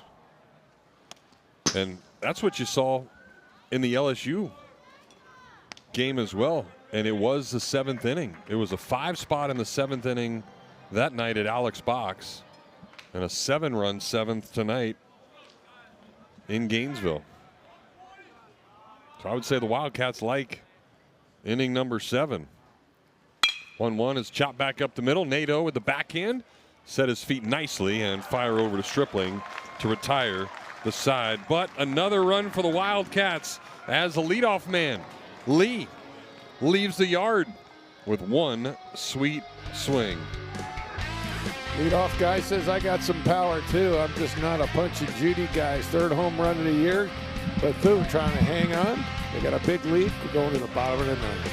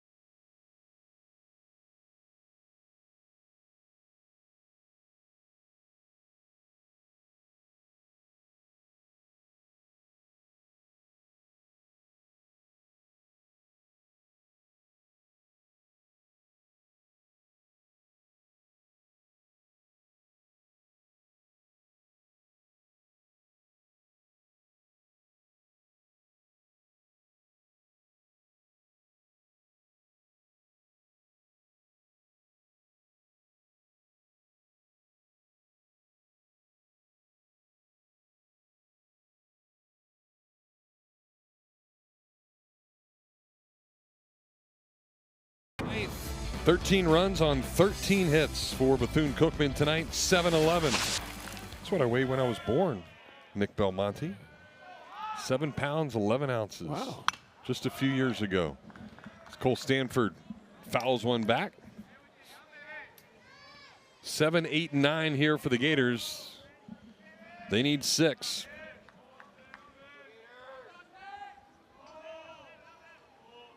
Stanford looking for his first hit tonight as Morales spins a breaking ball in there for strike 2. 3 pop-ups for the Gator catcher. He has also walked and scored.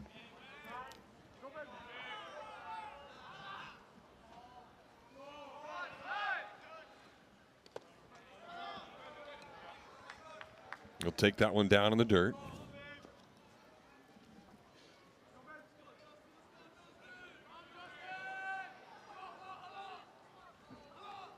Stanford just 6 for his last 32 now. Average down to 237 as he'll take that one up.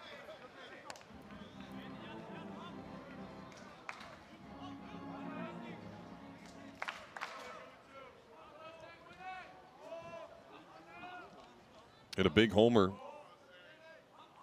in Tallahassee last week as he takes that one for a strike. Good fastball on the outer part of the plate. It's only the 3rd strikeout tonight for Bethune pitching. Ball works its way back in, catches the corner. This Bethune-Cookman program through the years, Hiram Burgos, Brewers, Peter O'Brien, Braves, and other teams. Oh, yeah. Stanley Jefferson was another one of their big leaguers. We had mentioned Maldonado. Here's Hayden Yost.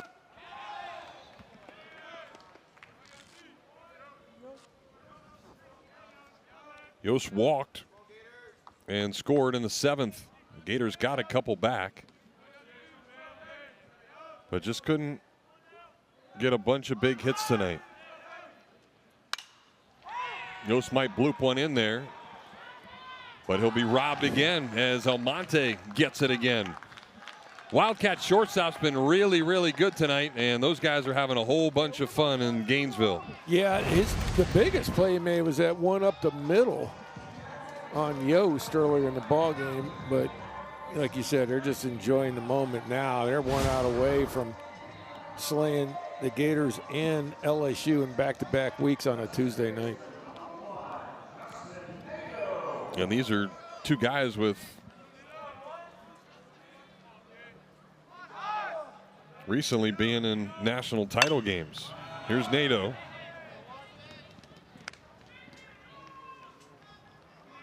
A couple of singles tonight for the Gators second baseman.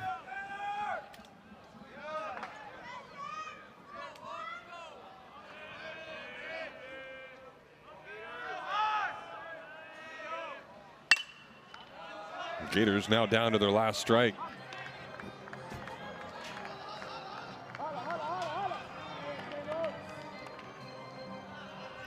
That bullpen ready to explode out there in left center field. All in line at the fence, ready to open the door as Nato will take the 0-2 just off the plate. Well, they're starting to get used to this.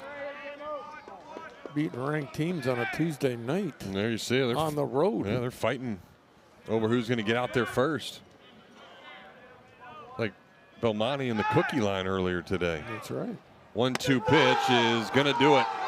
For just the second time in school history, Bethune-Cookman has beaten the Florida Gators, and they do it in big fashion tonight. 13 runs on 13 hits, and a lot of celebration going on as they have beaten the Gators.